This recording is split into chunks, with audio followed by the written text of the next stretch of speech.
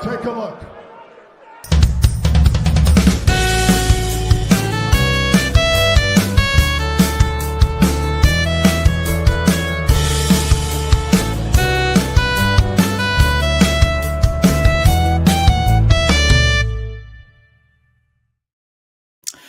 It is Tuesday, April 15th, and it is time to get in the weeds. I'm Jeremy Lambert. That is SP3.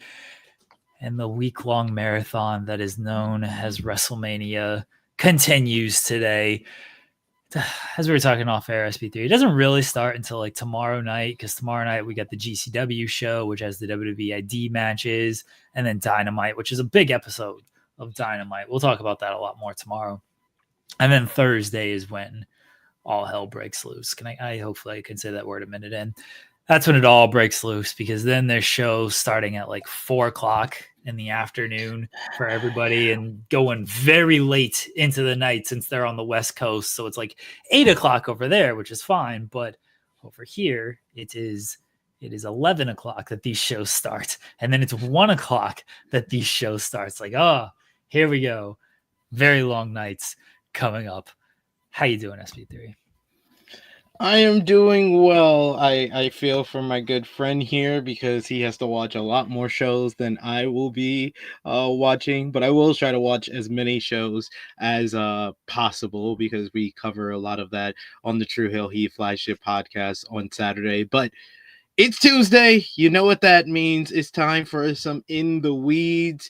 We got a lot to discuss from last night's Monday Night Raw, as you had Seth Rollins has the upper hand and is best for business as he's fighting for the control of the WWE and the future of pro wrestling. It's kind of like what he said before last year's WrestleMania when it made more sense.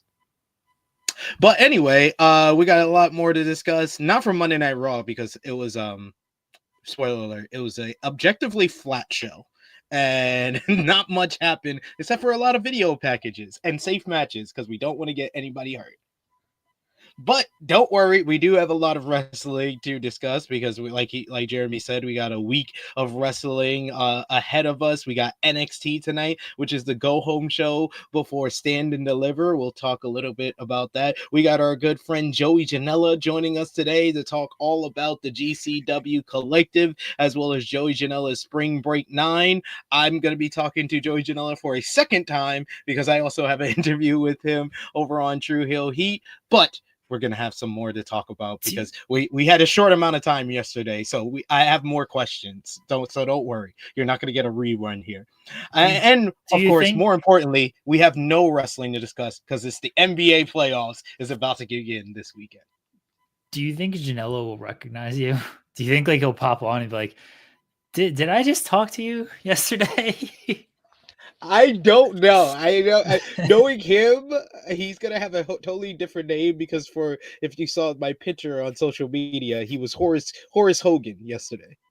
I don't remember. He showed up as Gary Hart on the first time we interviewed him. I don't remember who he showed up as last time we interviewed him. So yeah, he always has a different name. So we'll see what he has today. Can confirm he will be here today. The bit with Janela is. The bit with Janela is that he typically shows up the following day when we have him scheduled. But he did message me literally before we went on the air of like, when should I come on? And I was like, 10:30, 11. Like, you can come on now if you want. Honestly, like, we're not doing anything. But I said 10:30, 11, just we'll ease into things a little bit. So Janela should be here within the next hour for everybody. I don't know how much time we got with him, but I'm sure we've always got plenty to talk about with Janela. He's joined us for an hour last time, so Janela's always very gracious with his time because he was waiting for his plane, and Megan Bain was sitting next to him in the car, and they just hung out for an hour and bullshitted about absolutely nothing. Yeah. Guys, you can leave a thumbs up on the video. I got the Danielson shirt on today, so we can get the fireworks going behind Bryan Danielson. Maybe we'll see. I feel like WrestleMania 30 all over again. There we go. I don't know. It didn't bleed into him like it typically will. Oh well, maybe because I have like the green screen background up. Maybe that's why it won't do it. Yeah, because it recognizes that. Oh well, what can you do? At Leave a thumbs up on the video, everybody. Subscribe to the channel. All that helps us out. And you can leave us a super chat like our pal Ryan Adams, a Minnesota fan. He says Wolves in 7. And we can talk a little bit.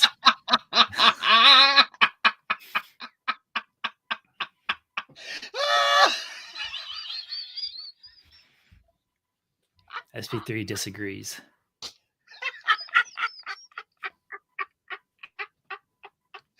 Oh.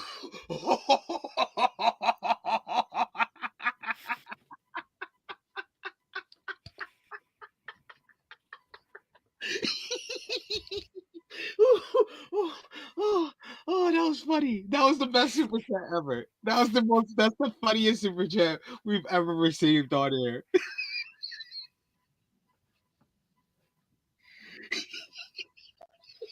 Are you good?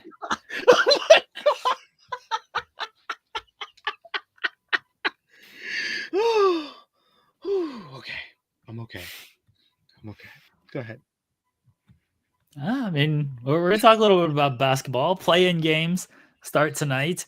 We got the Warriors and the Grizzlies tonight, and then the Hawks and the Magic as well. Those are the 7-8 matchups tonight. So it should be some good games tonight. And then, all right, who are you picking in these play-in games? Who do you think? Well, we're not going to go game by game. Who do you think comes out as the 7th and 8th seed when all is said and done over these next few days? So, and I've been looking more at the Western Conference. You probably have to remind me of it. Yeah, exactly. No one cares. No one cares about the Eastern Conference. It seems like every video that I've seen talking about the NBA play-in has talked more about the Western Conference play-in more than the Eastern Conference. So I'm more tapped in on that. I'm just gonna refresh myself and look at the standings. So, for the East, I'll go the Magic. And I'll go the Bulls. Okay. I actually have faith in the Bulls because they have been the hotter team. They've won 7 of their last 10. Of course, they had that big game winner, half court shot by Josh Giddey, if you will, on the Los Angeles Lakers a couple of weeks back. But they have been the hotter team.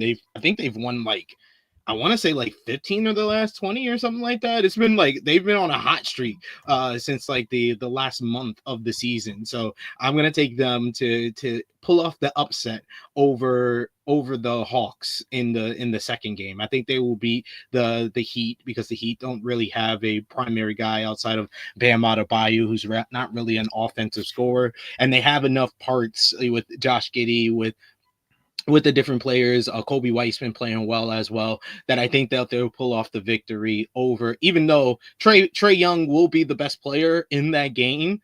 I'm going to take the parts, the parts coming together, the collective parts of the Bulls beating the Hawks. But I think easily the Magic will beat the Hawks. I did predict the Magic to be much higher in the playoffs at the beginning of the season.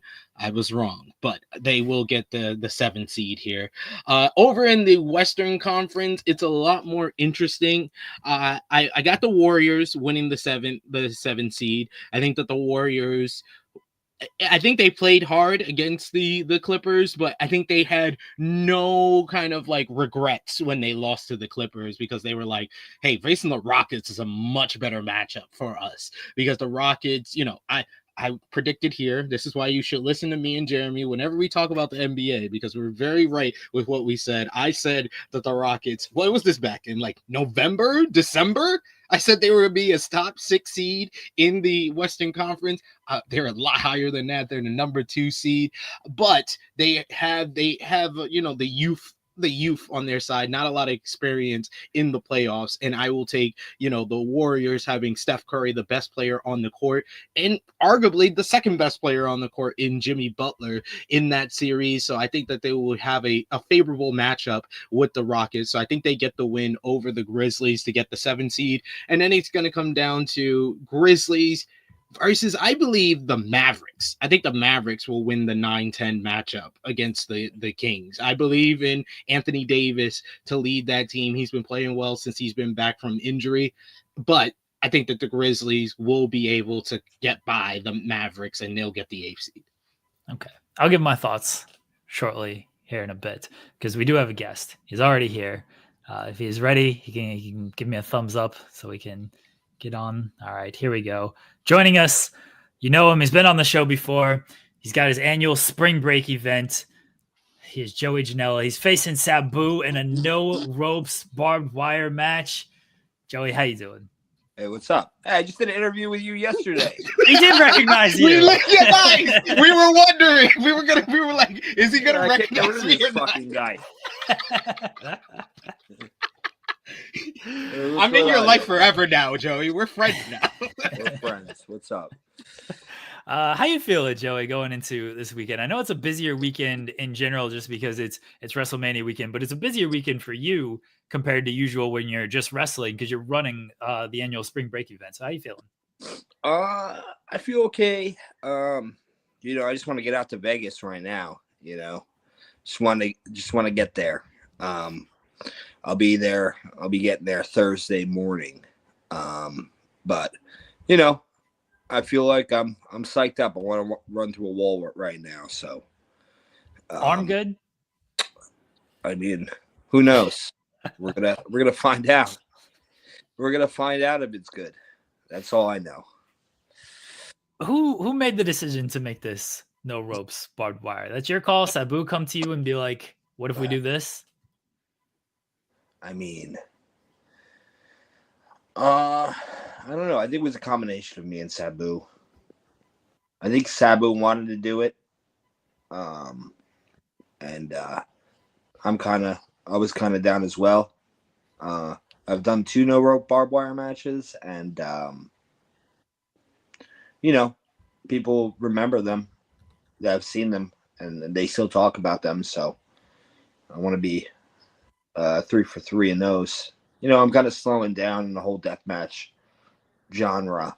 I'm not doing glass anymore, fire, or anything like that, but barbed wire is still on the okay list, the non-ban list for me. So it is dangerous, the dangerous match, and barbed wire does suck. It hurts. It's not like thumbtacks. Thumbtacks will go straight in you. They suck too, pulling them out and stuff, but barbed wire twists into your skin. So it's a little bit more difficult to get it out, especially when you're wrapped in it during a wrestling match. But I trust the guys at GCW, to get me out, to get Sabu out if things go awry. Why no fire? Fire I can understand because of what happened with the foot, but why fire? Well, the foot was fine. The foot went exactly the way I wanted it to go. It was the fire that when Bully Ray and Cardona put me through the table and I got like nearly 3rd degree burns all over me in October of last year. That was brutal injury. That was worse than the bicep. Damn. To be honest. Because you have to rewrap yourself every day, and the way the burns were on my arms and my back, it was just such a weird wrap. Thank God for my fucking girlfriend. She saved my ass with that. And one of my roommates, when she wasn't around, he had to put these special. We had to cut these special sheets up, these wet, soggy sheets, and we had to stick them to each burn, and then we had to wrap it up. It was just such a gross process, and that's why I'm like, I'm not playing with fire anymore. Yeah. Like I should have listened to the news when when kids were lighting themselves on fire watching Butthead.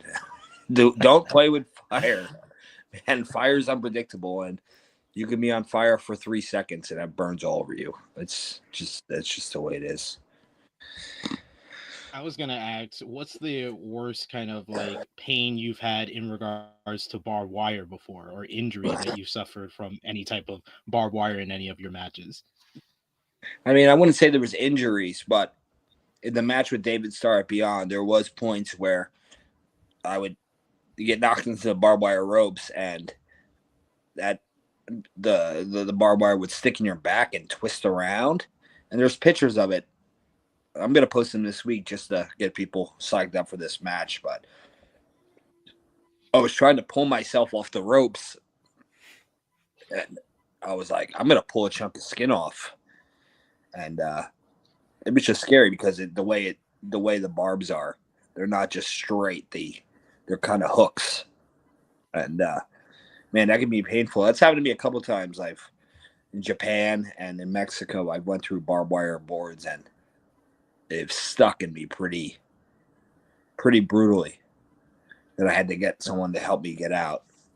I think the one in Beyond against Star, I think Star just pulled me out of it, and yeah, it was pretty painful. And I imagine this is going to be pretty painful. I've fallen through barbed wire nets.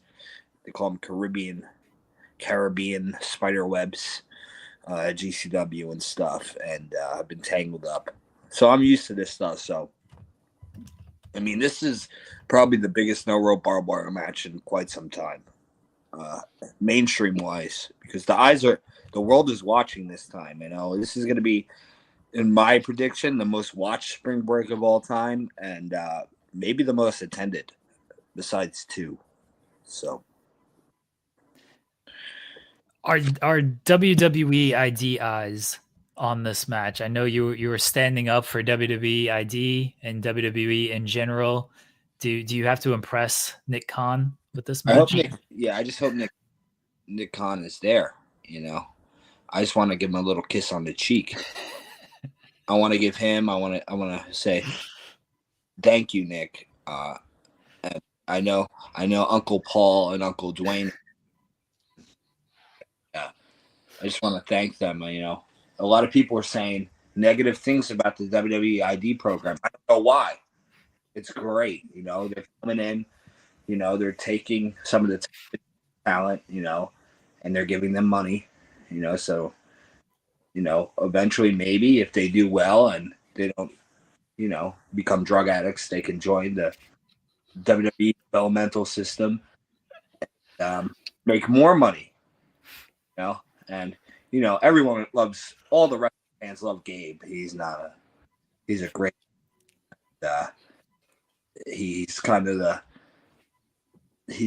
the person running this whole situation, but Uncle Nick Khan, Uncle Paul, Uncle Dwayne, I consider them my uncles, even though I've never met any of them. I feel like we can have a barbecue this summer. We'd be talking like we never even, like we've known each other for 30 years. That's how I feel about it. And I know the Nick Khan, he loves The Weeknd, the singer. He uses them for WrestleMania. Love The Weeknd, the singer. We can play the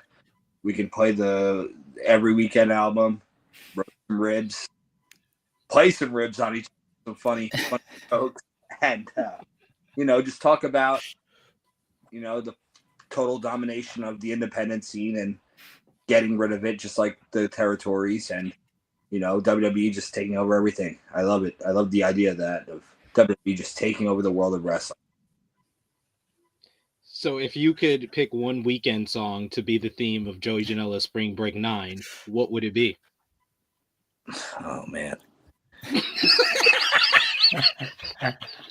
That song, they save your tears for another day. That's the one. We're going to get copyright infringement. That was awesome. Save your tears for another day. I've got to ask. But I don't know. The WWID and WWID program, I don't really see a big deal about that. You're giving these kids money to put towards to look professional and put it towards wrestling type things. Marcus Mathers has spent it all on strippers, but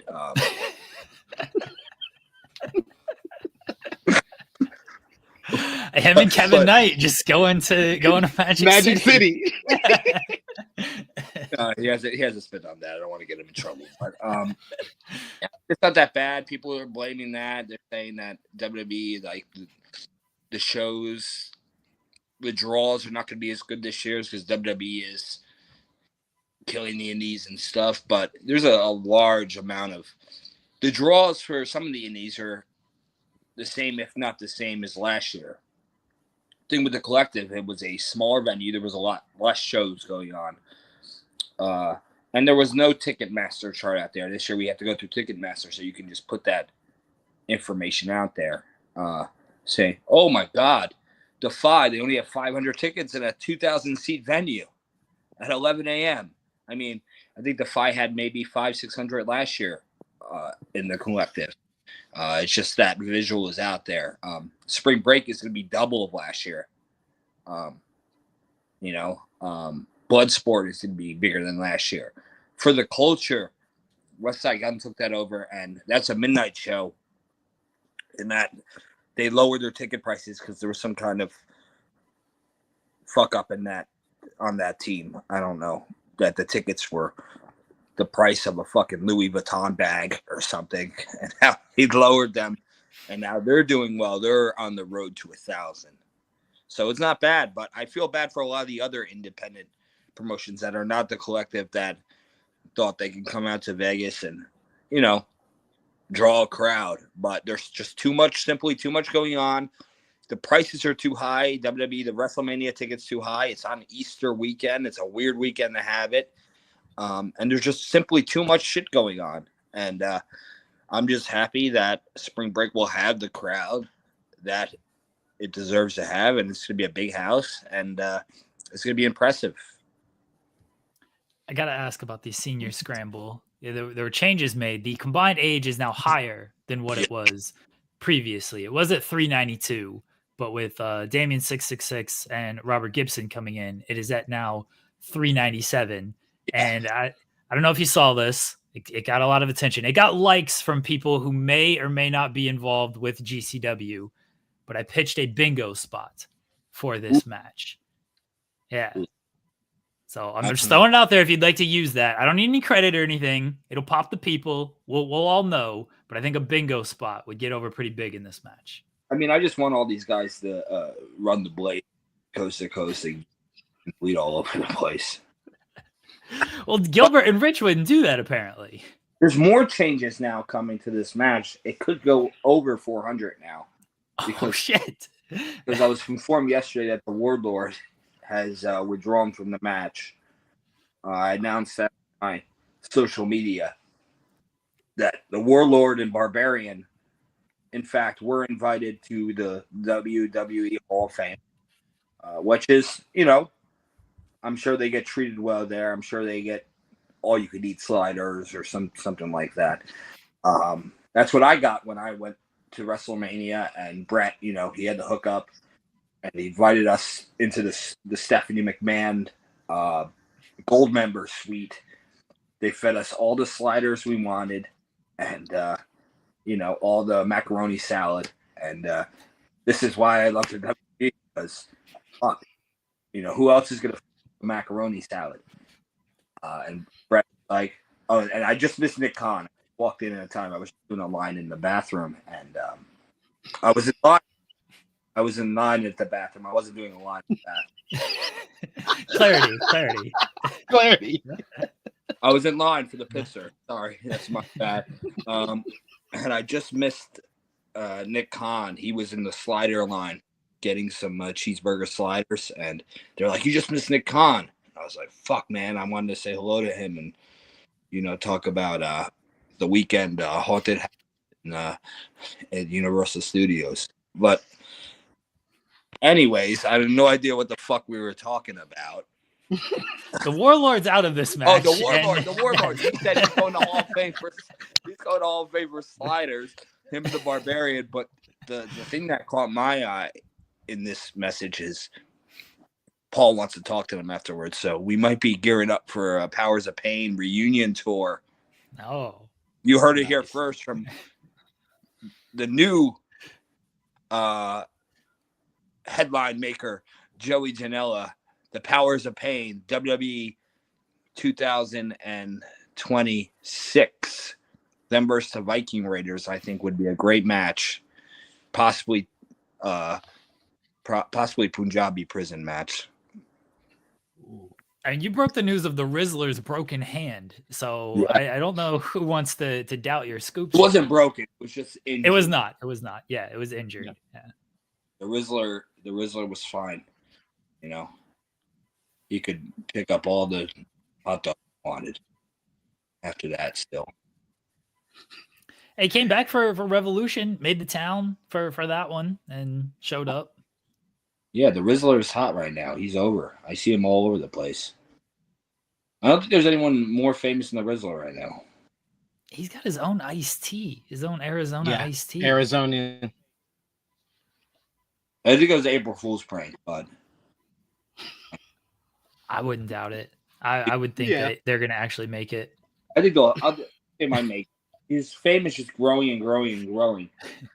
I keep on telling Giancarlo, I guess he knows them, but on a personal basis now. I say, hey, tell the Rizzler to come shoot. He lives 10 minutes from me. I said, let's go shoot a video of us doing the Riz face or something. Put it on my social media to get the algorithm up. Because my followers keep on dropping. I don't know why. If they're bots, if they're girls that are jealous that I'm dating the hottest girl of all time. So they just unfollowing me left and right. But I need a video with the Rizzler to get the algorithm up. And Giancarlo says, man, you got to come back to AEW. I said, no chance in hell. I'm WWE or live club. I had my Ronde. Now I'm going to be, I don't even want to wrestle in WWE. I sit back and eat sliders with Grande Americana. Eat fucking Mexican sliders. Did you try to get a El Grande Americano for Joey Janela's spring break before he debuted in WWE? No, that's what Kevin Gill used to get Brad Lauderdale when he sent him to Starbucks, the Grande Americano. It is a coffee. It is a coffee. I did want to ask. So there was an announcement made and then quickly pulled and changed, and we found out why. It's the ladder match for the GCW tag team. I'm not going crazy. Like, that was announced. It was Cole and Alec ladder match against Violence is Forever, and then it was like pulled within a few hours, and then we found out Cole was hurt, and now we're doing Violence is Forever against Alec and a mystery partner. I'm not crazy. That was a thing, right? That was a thing. I jumped the gun on that. I posted that video game trailer that we did, and usually the video game trailers would lead to a match announcement. And Brett said, "Why did you do that? Why did you put that out? You didn't even ask me." And I said, "I don't know. We just had to get this match out there." But I didn't know Cole was injured. But I don't think he knew Cole was injured at the time. I just think I jumped the gun. They were going to set it up the day after or something. Then he got injured. I have no idea. But I screwed up there. But no ladder match this year. I think it's better off anyway for the business. Too many ladder matches these days. We should limit the ladder matches. You know, maybe Shawn Michaels has got it. One ladder match every 3 years. I would like that. Shawn Michaels has got to do one every 3 months, and it gets like, I like Shawn, but what are we doing here with all these ladder matches? I love the WWE, but I don't love the ladder match with the. You know, I feel like they all feel the same these days. There's always the stunt ladder, the breakable ladders. Someone's going through a ladder. I was going to ask you, you mentioned before your close relationship with Uncle Dwayne. Have you sent him a t-shirt to wear in an Instagram video where he is either doing a puzzle or solving a Rubik's Cube? You know, I haven't. But if someone can get me his address, I'll send it to him.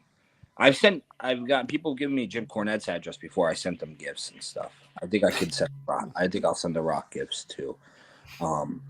Maybe get him I would like to send him, a variety of shirts, and let's see what he picks. Maybe an XPW shirt. We can send him a Combat Zone Wrestling shirt, a GCW Wrestling shirt. We'll send him a Deadlock shirt. Because people love that. We'll send him a few. We'll send him a Beyond Wrestling. We'll send him. We'll see which one he chooses. It'll be a game. Every week we'll come out with a new shirt. And I'll send him a few Joey Janela shirts. I'll send him about 6, and we'll see. He'll definitely wear one of those. He knows who I am, actually. The Rock knows who I am. Actually, I got an email from his guy, Brian Gerwitz, a few months ago. He said, The Rock has been watching your promos. He said, you're just he's seen everyone come and go. He's seen every talker in the business since he was a kid. But you got it. You got it.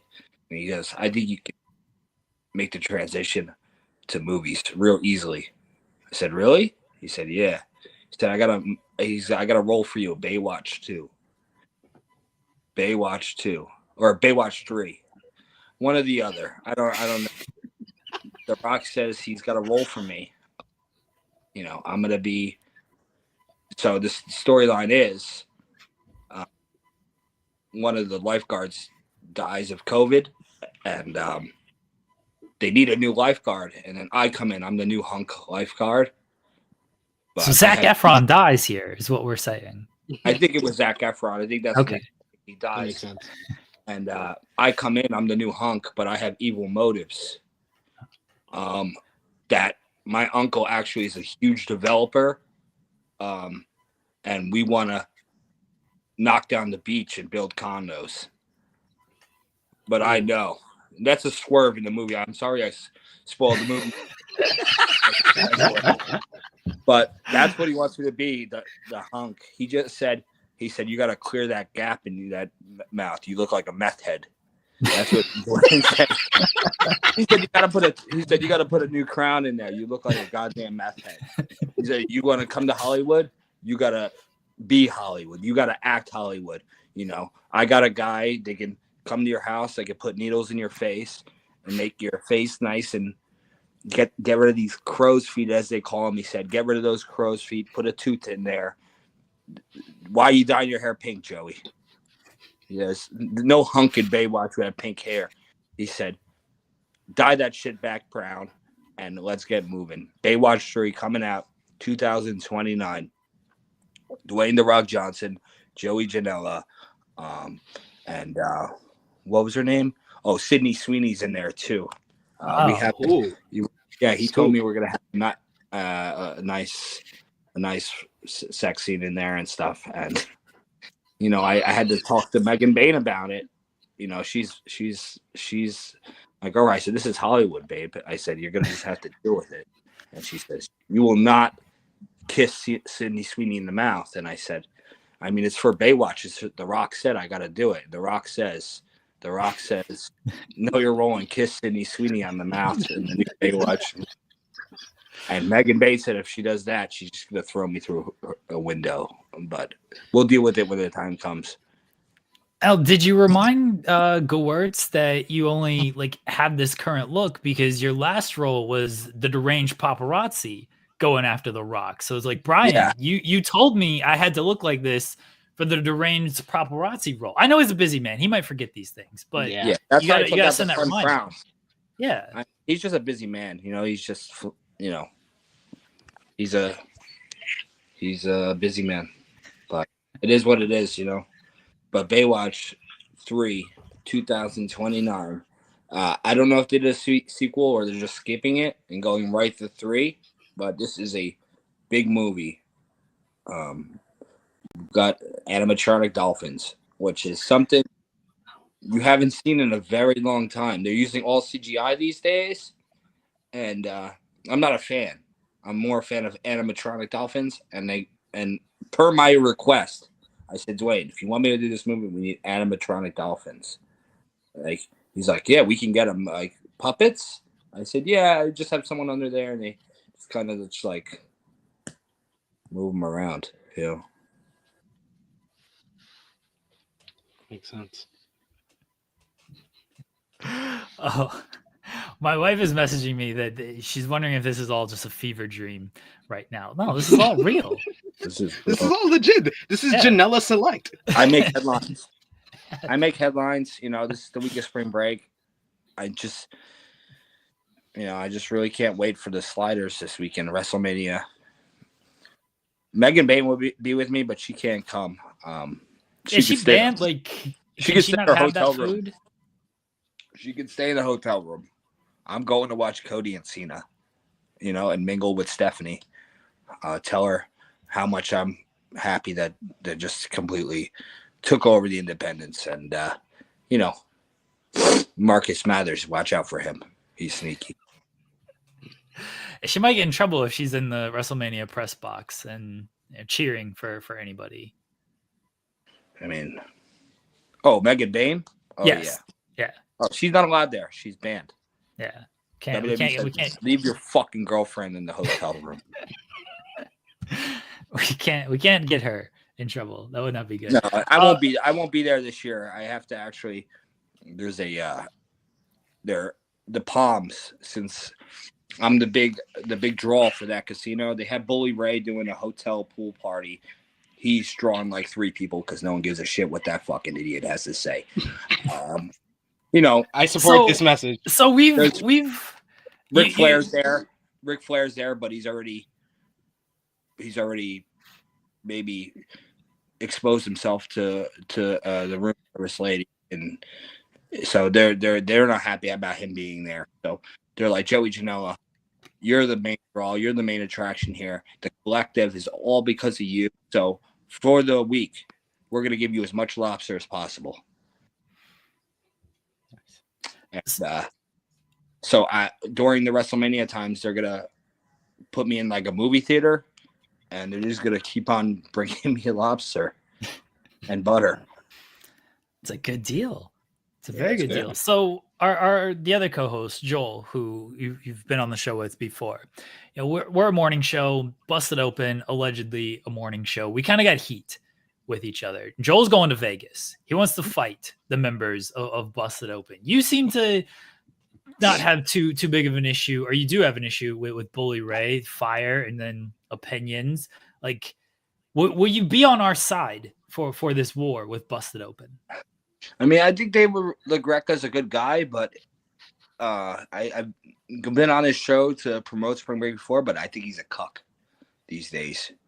Well, so is Joel. He's cucking for all these fucking has-beens, Bully Rays and the Mark Henrys of the world, who couldn't lace my boots, who could never wrestle an hour match. Or I can go right now into a ring and just wrestle for an hour.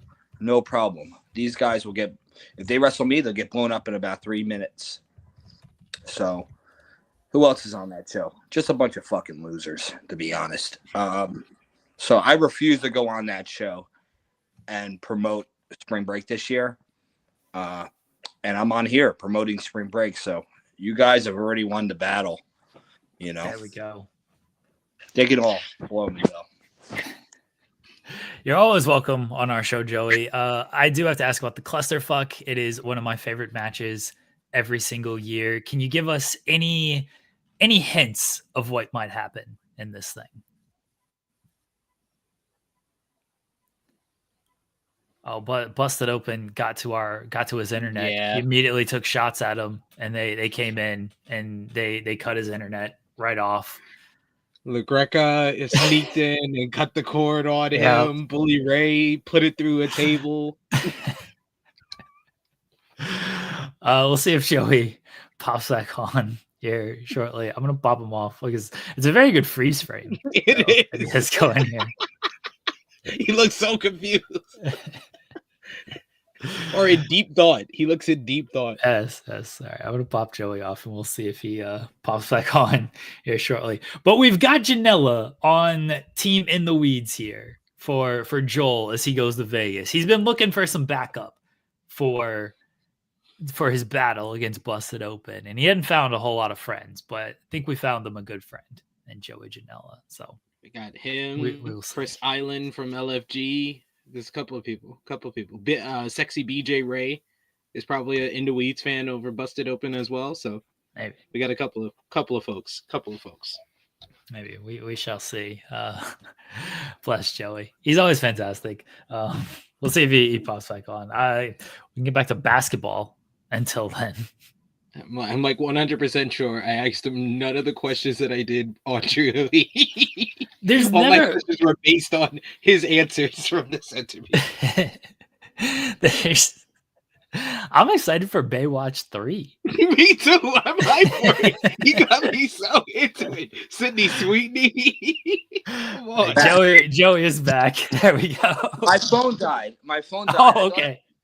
Charged, but I think Megan Bain in the middle of the night, she unplugged my phone because she knew I was going on this interview. She knew I was gonna go promote WWE ID and talk about it. She's just been real pissed about that. She's 100% team AEW, and she said she unplugged my phone in the middle of the night and said, you know, maybe she was kind of mad that I was going to talk about the sex scene with Cindy Sweeney in the Baywatch 3 movie, but she unplugged it. I believe she did. But we thought it was Busted Open. We thought Busted Open may have gotten to your internet somehow. Dave LaGreca sending nuclear missiles. Yeah, over here, just blowing up the town. Well, we were talking about the clusterfuck. Yes, the clusterfuck. Before this interview turned into a clusterfuck. that happens just immediately when you join, Joey. We're off the rails immediately when you join us. It's the clusterfuck. You don't have to spoil anything, but any hints of what might be going down in the clusterfuck this year? We have no idea, actually. That's what makes it so great. We don't know. There's still names on the hook right now that we haven't announced, and there's some names that we're negotiating with. It's a hard one because these guys, they want a payday, they want to wrestle, but they don't want to wrestle at fucking 3 a.m. on Easter. So they'd rather be praying to the Lord, eating Cadbury eggs. Are we ever gonna see the return of early morning Guy Steele, one of the greatest wrestlers of all time? That's a hard one. He's had some health problems recently. He went into his doctor Springfield in Wichita, Kansas. He was doing a job there, and he visited Dr. Springfield because he was having a problem with his erections. He wasn't able to get it up. He wasn't. He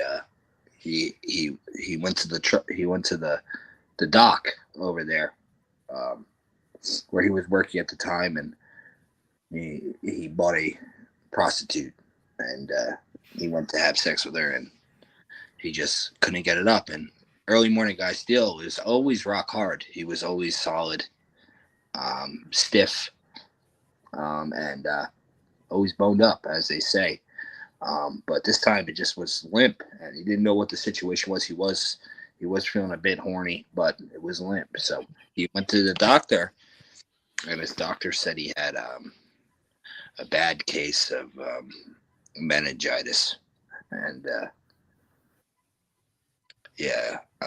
that was the issue with the erections. They weren't the meningitis. I don't know. It did something to the erections. So he went there, and they said, we have to put you in the room. And they put him in the room, and then they realized he had lung cancer. He had meningitis. He had hepatitis A, and F. He had tuberculosis. He had he had a new form of the swine flu, and he had syphilis. And they said, we got a lot of issues here, and you're in critical condition now. And he said, what? He said, yeah, you can never wrestle again. And he's like, oh my God. So that's what happened. And he's still in the hospital right now as we speak. He's cleared most of the things. He still has the syphilis. He still has hepatitis F, and he still has the cancer. He treated that. It's in remission, but he has a few other things he has to deal with, and then he'll get back to the ring, he says. But the doctor's telling him no. They said, if you get in the ring, they said, have you watched? They asked him, they said, have you seen The Wrestler? And he goes, no, I just care about work. I don't watch movies. So then the doctor was like, well, at the end, Randy the Ram, he's about to leap off the top rope, but he had a heart attack a few months earlier, and the doctor told him not to do this match. And when he leaps off, the screen goes black, and it makes you believe he might have had a heart attack. He said, that's going to be you. You're going to be Randy the Ram. And he was like, oh, shit. But, yeah, very similar story to Randy the Ram, early morning guy Steel. They're almost very – it's almost like Mickey Rourke played both of them. Yes. Mickey is actually right now on Celebrity Big Brother, where he talked about. He got kicked off. He's gone. Yes, he did. He did almost immediately because he tried to fight someone and he used a lot of slurs. He tried to fuck JoJo Siwa. Yes, he did. He said he was going to tie her up. So my question, I've been watching it with the missus. It's been quite the experience. My question to you though, with Mickey Rourke in the Celebrity Big Brother house, what would be your dream Celebrity Big Brother house with you? What would be my dream? Who would be in there? Yeah. How many people are on this show? We'll cap it at 10. We'll say 10. Including you. Okay. Brett Michaels. Okay. Let's put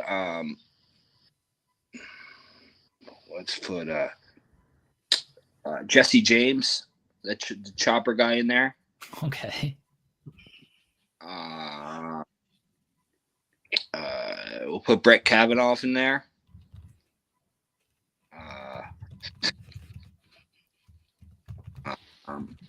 Let's put female wise. Let's put the singer Brandy in there. Good shout, Moesha. Yeah, Moesha.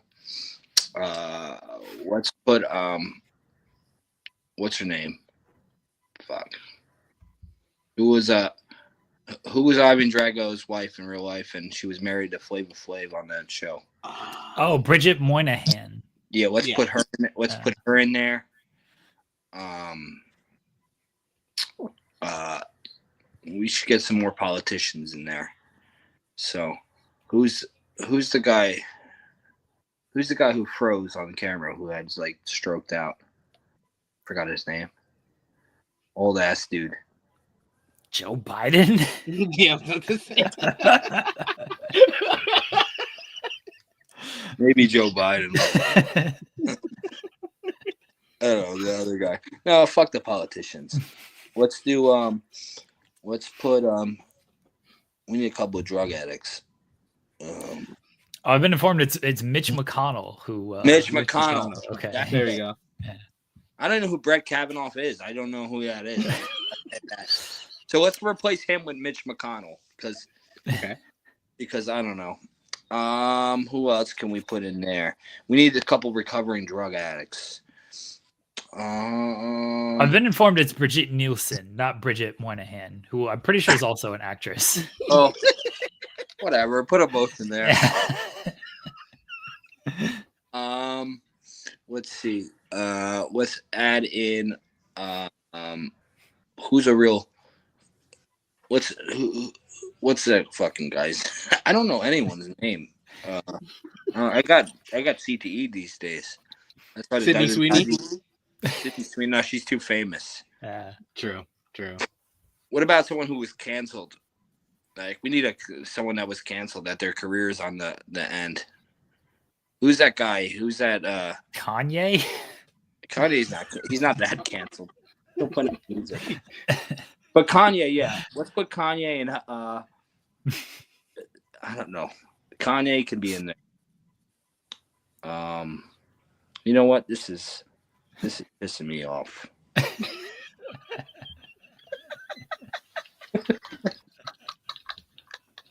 That's perfect. That's a perfect house right there. Kanye's gonna be the big star that draws everybody. So Yeah, his career. Let's just say it's on a real down slump. Like he's They told him to take off the Klansman outfit. He just won't take it off, and he showed up to the Grammys in a Klansman outfit, and now they're like, all right, now get the fuck out of here. Celebrity Big Brother. Joey, let everybody know what's going on this weekend with Spring Break Collective and everything. All right, I'll run down the card for you guys because that's what I'm here for. I don't know. We just did 45 minutes of nonsense, but yeah, that's typical. Main event, me and Sabu, no ropes, barbed wire. Enough said. You got to see it. It's either going to be fucking the greatest spectacle of all time or a complete fucking disaster. You're just going to have to watch. Megan Bain versus Bozilla. You know, Bozilla and Megan Bain is the match fans want to see here in Japan. When Rossi left Stardom and started Marigold, you know, he wanted Megan to come back because he was, you know, he was a big fan of her, and she just couldn't get it going. So they went ahead and they found this 21-year-old giant bitch from Germany, Bozilla, and she's huge. And as Tony Stark said, Megan Bain, that's a huge bitch. Well, Bozilla is a bitch, like God's women. Yeah, this might be the match of the weekend for me. I think when it's all said and done, I there's no way this doesn't deliver. This is a dream match. This is what the fans want to see.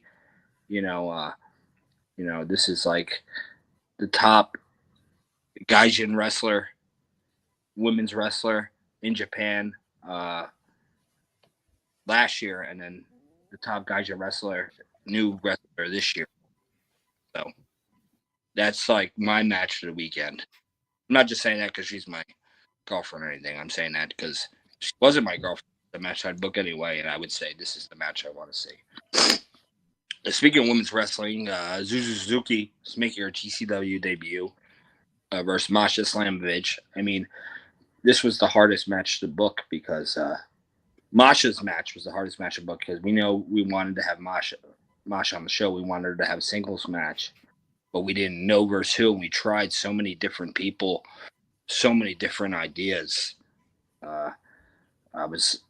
were at the point I was like, reach out to. This is even before Bloodsport. I'm like, can you reach out to Natty? She's like, Natty Nyhart? I said, can you reach out to her? Can we do this match here? But it wasn't working. She's on Bloodsport. I just like reaching out to everyone and anyone.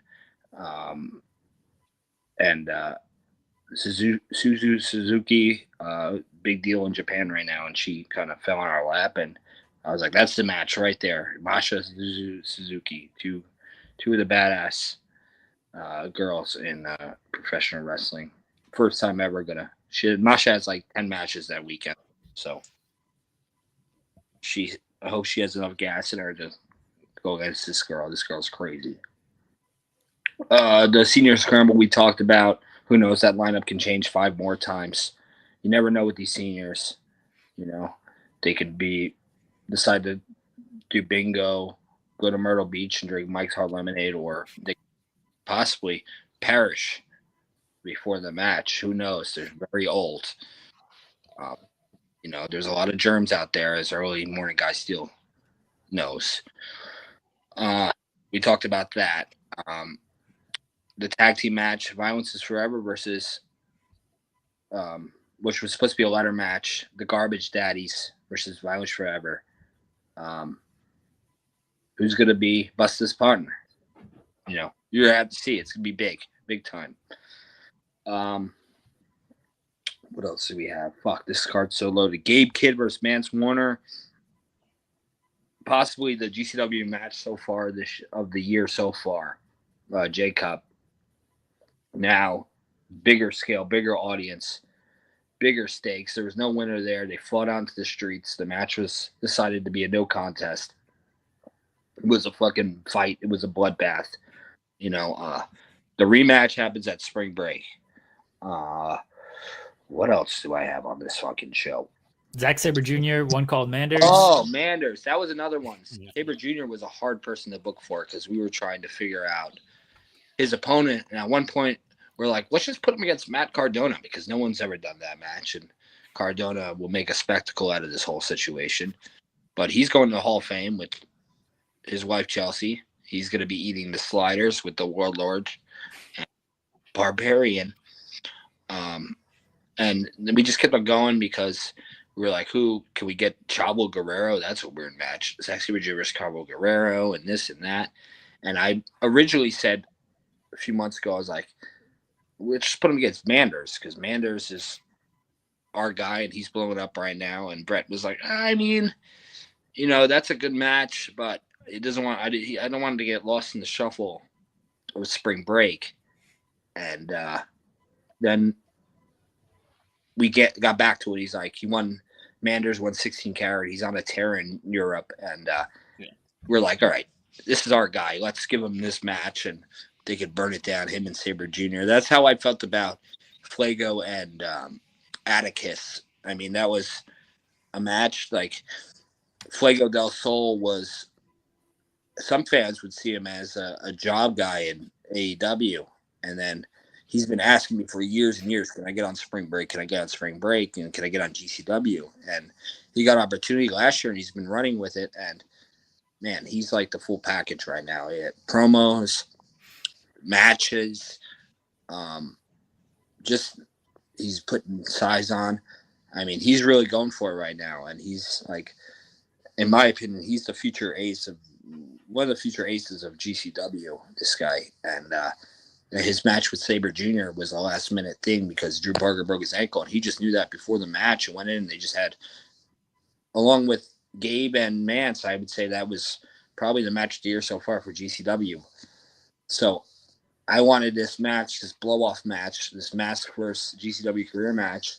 But I'm like, should we do it on spring break? Because it will get lost in the shuffle. But now, this is like the most anticipated match of the show. This is the most story-driven match of the show.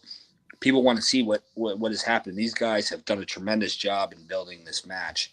And it's one of the best-built matches in spring break history. And now, instead of it maybe being lost in the shuffle on a stacked show, I think it's probably, if not in the top three matches of the show that you must watch. Sleeper match of the weekend. A lot at stake. I hope Atticus is gone. I hope they send him straight to he doesn't even deserve WWE ID. He's in that tournament. He deserves MLW, He should go straight to, it should be loser goes to MLW match and work for $50 for fucking Court Bauer. And his fucking shows. But anyways, what else? Man? This show's just stacked. Did I run down everything or no? Suzuki and Tremont. Did we hit that? Suzuki and Tremont. I mean, that was like, we were like, who should Sabre Jr. wrestle? I said, what about Tremont? That's weird. And Brett's like, yeah, that sounds good. I said, well, actually, because someone said Suzuki's available, I said, why don't we just put Suzuki versus Tremont? Because that is a weird match. We should just do that now. And that was like right away, like, all right, let's do that one. Hit up Suzuki. So who knows how that match? We could see a Tremont match. We could see a Suzuki match. We could see a little bit of both. I want to see a little bit of both. And that's like the battle of like two of the greatest entrances in professional wrestling. Journey versus Kazanair. So we're going to see the crowd really come unglued for those. And I think that's it. And Wagner family versus Desperado. Stacked, dude. The show is the most stacked. This is like the WrestleMania 17 of indie shows. I mean, I'm like, you really, in this day and age, you really can't put together a more stacked indie show. Yeah, that match is going to be fucking crazy. I mean, the Wagner family. I wrestled Dr. Wagner. I mean, his son was on a tear in Japan. His other son's on a tear in Japan right now. I mean, these guys are awesome. And, Desperados are like 3 of the MVPs of GCW, especially when it comes to trios wrestling. Jack Cartwheel, he's in the WWE ID program, but he spends his money on good things like, supplements and stuff, and high-tech gym equipment, not like Marcus Mathers. He spends his money on I think Jimmy Lloyd steals a little bit of money from Marcus Mathers too to buy drugs. I don't think that's only his mother. Jimmy only robs his mother. You're gonna get a bunch of people in trouble. That's why he's not on spring break. He's not on spring break this year because he robs his mother. He's on suspension with me. He can pay his mother back the $200,000 he's stolen from her. You're gonna get a bunch of people in trouble, Joey. I mean, who am I gonna get in trouble with? I Jimmy Lloyd, Rob. Marcus Mathers is gonna come after you. Like, why are you telling people that I'm robbing Jimmy Lloyd or Jimmy Lloyd's robbing me? I don't know. Marcus Mathers is fine. It's just a lie. He'll probably think this is funny actually because he's not. He's one of the cool ones. Okay. He's one of the cool ones. He's a nice guy. He loves Disney World, and he loves wrestling. But yeah, that we have that, and then on the second night we have the clusterfuck. It's kind of a 2-match show, and the return of the scramble cage. Old Ring of Honor gimmick back in the day. I was watching Old Ring of Honor. I said, we need to bring this match back. It's a multi-man cage match with platforms on the top of the cage so people can die. We start. There's 8 men and there's $10,000 worth of Palms poker chips on the line, stolen straight from the account of Bully Ray. When he's getting to that pool party, I just said, fuck that guy. He lit me on fire. I'm the draw. Give me his suitcase of poker chips, and he could blow me. And we'll put it on in a cage match. And so, yeah, but we announced like 4 people yesterday, but one of those people, Aigle Blanc, who's like a French wrestler, who's like one of the most underrated wrestlers in the world. This is how stupid we are. I thought Brett confirmed with him, and Brett thought I confirmed with him, so we just put out a graphic, but no one ever told him he was on spring break. And I just put the graphic out of him, and he was like, "Oh, I thank you. I appreciate I appreciate you putting me on spring break, but I'm not in America. I'm in Japan." I was like, "I thought Brett confirmed with you." He said, "No." And I was like, "Oh, man." I said, well, next year. But so now we have to find another replacement for there. So there's just chaos all around. But a man like Doris is in there, and Ninja Mac is returning, and Mike D is making his debut in GCW, who I've been trying to get in there for a couple years. He knows that. But, yeah, I seen the talent of that guy. That guy is future megastar. He's a jack guy who could do a shooting star press. All right, I have to ask if this person is in the match. Is Jack Evans going to be in this match? I mean, we tried. I think he's been captured by the cartel. Oh, that's unfortunate. No, he was on the original list. Yeah, sure. He was 100% on the original list, and Brett's been trying to contact him, but I know he was getting extorted by the police in Mexico City. Maybe they finally got him. Who knows? That's disappointing. Jack Evans was the first hanging out with Teddy Hart again, or he's hanging out with Teddy Hart. Being up to no good. No, Jack Hart.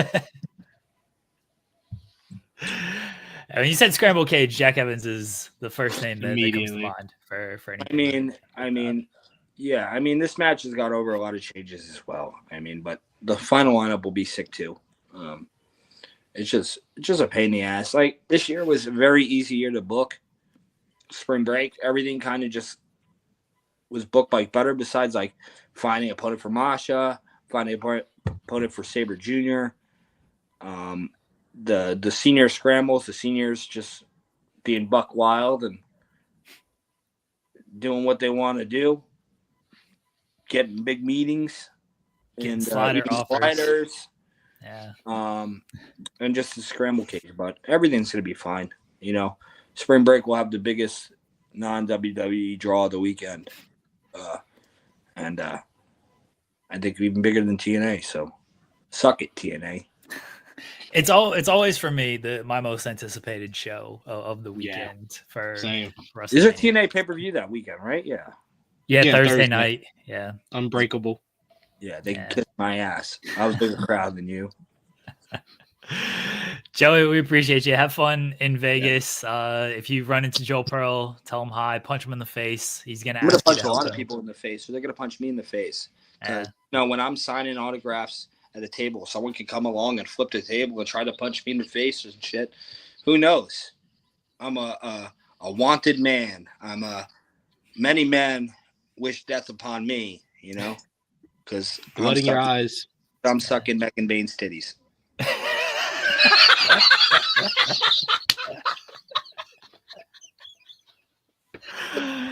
I don't know how we top that. No. Yeah, that's a sign off. Thank you, Joey. See you this weekend. Watch on Triller TV if you're not there, or buy a ticket or die. See you, man. Yeah. Thanks, Joey.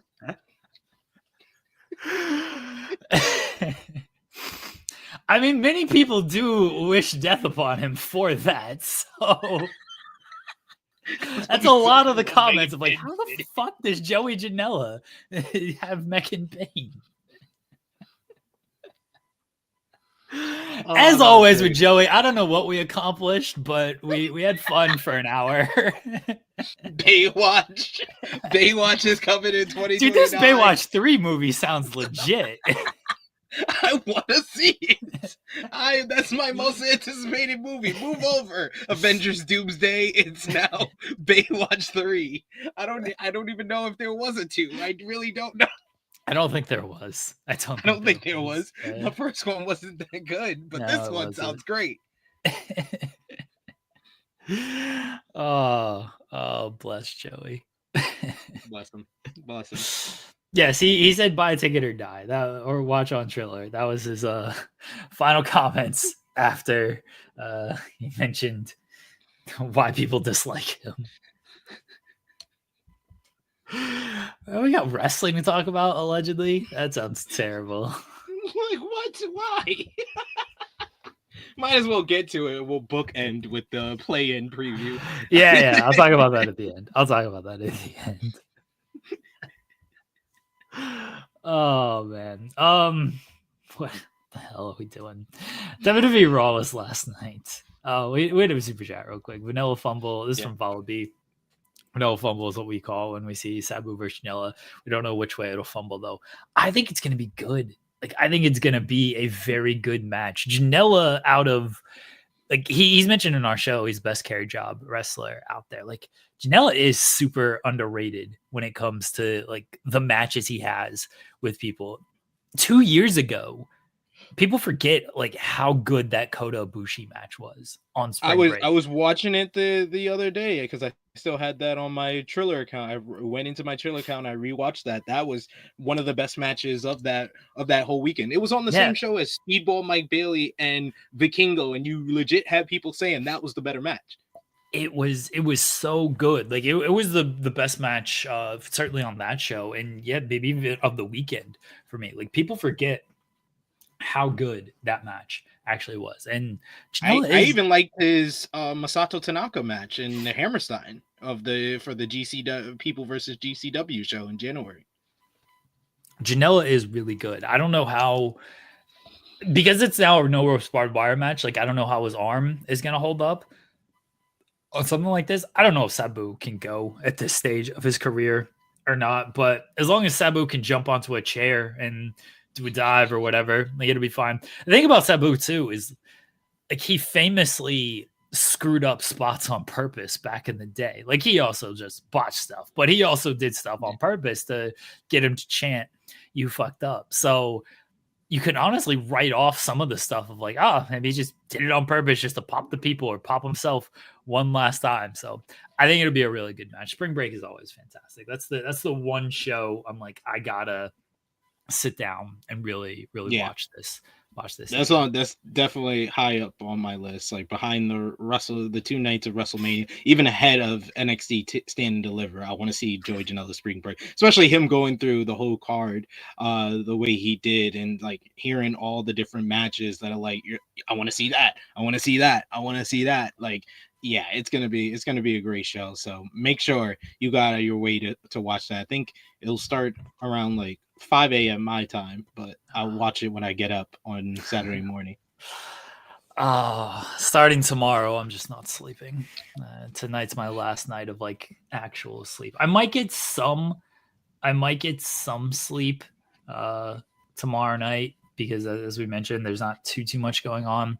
Thursday though, it's all bets are off. Just double coffee the entire time. For the rest of the week. So, all right, WWE Raw last night. The show opened and the show closed, and nothing happened in between.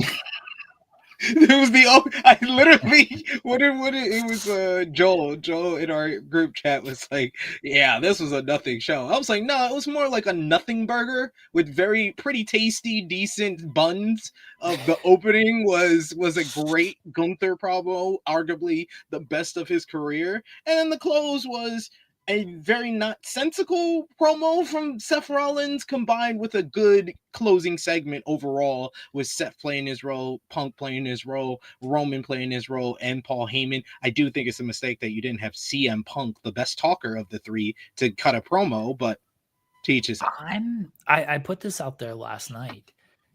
It's crazy to me that they did not do a single Roman and Punk like big back and forth on the mic. And I don't know what the decision was. People are like, oh, they're saving it for the one-on-one feud. I'm like, okay, this is WrestleMania.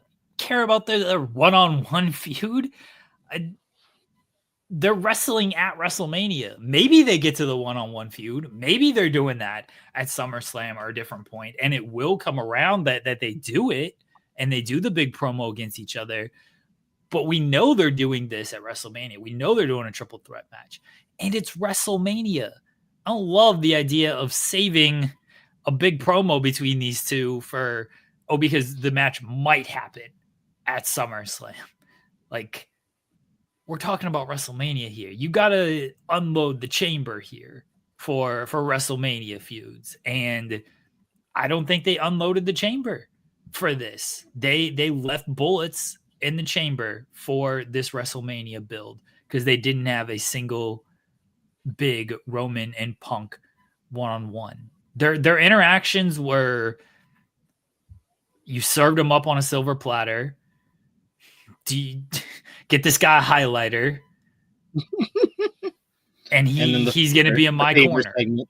Yeah, the favorite. He's going to be in my corner. That's which is probably the closest thing that we got to a promo exchange between them. But they left so much on the table, I thought, with these two. Again, maybe it comes back around to SummerSlam and they get there. I still don't love that. Of like, oh, wait until SummerSlam. Like, man, this is WrestleMania. It's cool if you don't want to. If for some reason this triple threat match was happening at an Elimination Chamber and they didn't do it, and then it was wait until WrestleMania. Like, we're talking about WrestleMania here. This is no waiting. It's WrestleMania. I thought the segment overall was good. You know, the show was what it was. I thought Seth's promo was good, but then I listened to an interview from him today. I was like, oh, this is a much better promo than you cut last night. What did WWE see? Like all the times fans were like, yo, AEW puts all their best promos on like social media and not on the television. And WWE and Triple H was like, you know what? That's a good idea. Because the Roman promo, did you see the Roman promo on his social media yesterday? That's the best promo he's cut in like a year. And I'm like, why is that not on TV? The Rhea Ripley promo after she lost the WWE Women's World Championship was her best promo work of the entire build to WrestleMania. But 90% of the audience don't know that happened. Like it's so weird. It's very weird. And yeah, I think that Seth has done a good job. I think that arguably his promo work has probably been the best out of all three heading into WrestleMania. But his goal last night was, oh man, you gotta. It's probably just how Paul let him know. He's like, we need you to make this important. We need you to establish the stakes of this matchup. This is for the soul of wrestling. This is for the future of the business. And all it sounded like was PR propaganda bullshit. That's all it sounded like. I'm like, dude, I am not convinced that anything changes. Anything at all changes whoever wins this matchup. If this is more about who Paul Heyman is going to walk out with more than it is who's going to win this matchup. That's what it's more about, because they have established over the last 5 or so years that Paul Heyman is the power broker. He is like the mastermind behind Roman Reigns being the face of the promotion and holding the world title for 4 years. But they have not established any type of stakes for this match. This is the one thing that's missing. I think that all the segments that they've done, especially since this match was set, since they pointed at the sign, every other segment that they've had after that has been either good to great, in my opinion. So, and it has established that this is the second biggest matchup on the WrestleMania card, and it is worthy because of the star power, because of the characters, and because of their history together to be the main event of night one of WrestleMania. The only thing that has been missing is the stakes, and saying all this propaganda BS of this is for the soul of wrestling. Whoever wins this match is going to dictate the future of this business. I'm like, no, that's actually night 2 main event, because John Cena could potentially win the title and be the last real champion, and Cody Rhodes is trying to save it from wrestling. That's the one that's more important to the future of wrestling. Whoever wins this, I don't even know if you're going to get an opportunity at the WWE champion. That was the simplest thing they could have done, and you just decided not to do that. I give Seth a lot of credit, though, for at least attempting to explain why there is more at stake than just whose corner Paul Heyman is in. Because that's all Roman and Punk seem to care about, is this guy is in my corner. At least Seth is out here saying, like, I don't, the soul of wrestling does nothing for me. I don't know what that means. But him last night, when he said the business can't have guys like you who just want to do part-time stuff and don't want to show up all the time, just want to sit at home, collect the check, take the tour bus, all of that. They can't have people like you. They can't have people like Punk who take their ball and go home and disparage the company. And then after it's been built up and it's been built to this level, want to come in and ride the coattails and take that money. It needs people like me who show up every week, who bust their ass, who cares about the company, who grinds for the company. That's what the future of this business leads. I like that Seth is at least adding some heat to this match. And it feels like, oh, okay, now if this person wins, will the future of wrestling be like that? No, we'll see. But at least it's better than whose side is Paul Heyman on and all of this. Because I don't fully care about that. I know. I've said it once. I've said it before. People over props, ladies and gentlemen. People over props. It should be a Paul Heyman on the pole match. Judy Bagwell on a forklift. Paul Heyman on a forklift. I agree with your argument on that. I do. But I also,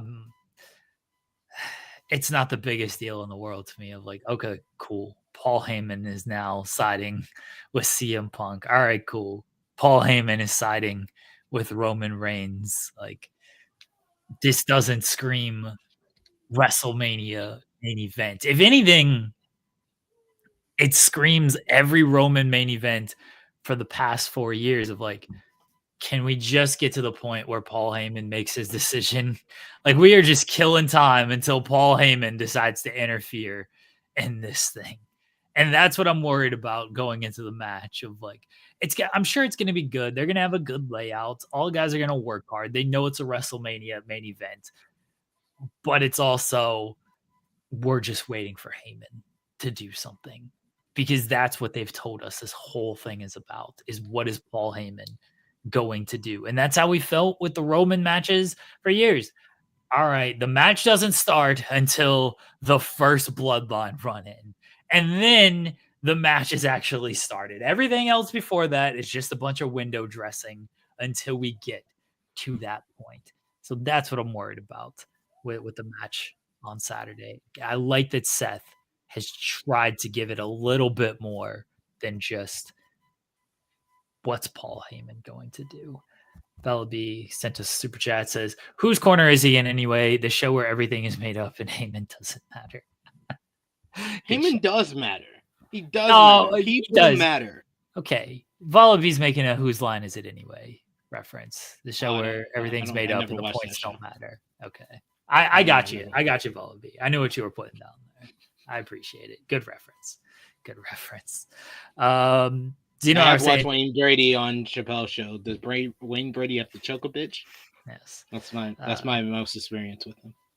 So Seth gave an interesting answer on not just football with Cam Hayward when he was asked about selling his soul to The Rock and like teaming with Cena or something like that. Like he asked, would you do it? And Seth is like, yeah, I'm not above that. Like if that's what I need to do, then I will 100% do it. I'm probably running that article tomorrow if people want to be on the lookout for that. But he's like, I'm not above that. If that's what's good for the story, then that's what I'll do. People have seen in the past. I have done that. I have gone and been the person people need to hate because I think that moves things forward and it brings the business to where I want it to be. So that gives more credence to the theory that Heyman and Seth might align at the end of the night of night one. And then maybe they're all with John Cena. And this is The Rock's big power play of getting Heyman, Rollins, and Cena as one big faction, because Cena's not going to be there full time. Rock can't even show up for this build.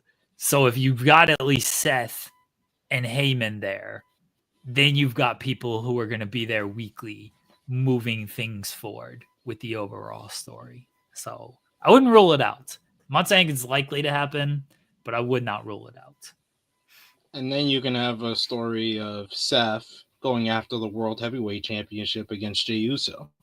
So yeah, I like that. I like that angle, and yeah, it was noted in the chat that Seth last night said that it's best for business, and that's the same thing that Cena said after the Royal Rumble ahead of his heel turn at Elimination Chamber. So they could be playing this whole game, putting the chess piece in place to make this a bigger angle than it already is. Like I said, we've said it multiple times since this match was set up. John Cena needs to win on Sunday, because that can be the big overarching main storyline coming out of WrestleMania, is John Cena holding the WWE Championship hostage. But like you said, you got to be able to keep that story going weeks when John Cena's not there, weeks when The Rock's not there, which is pretty much 99% of the weeks.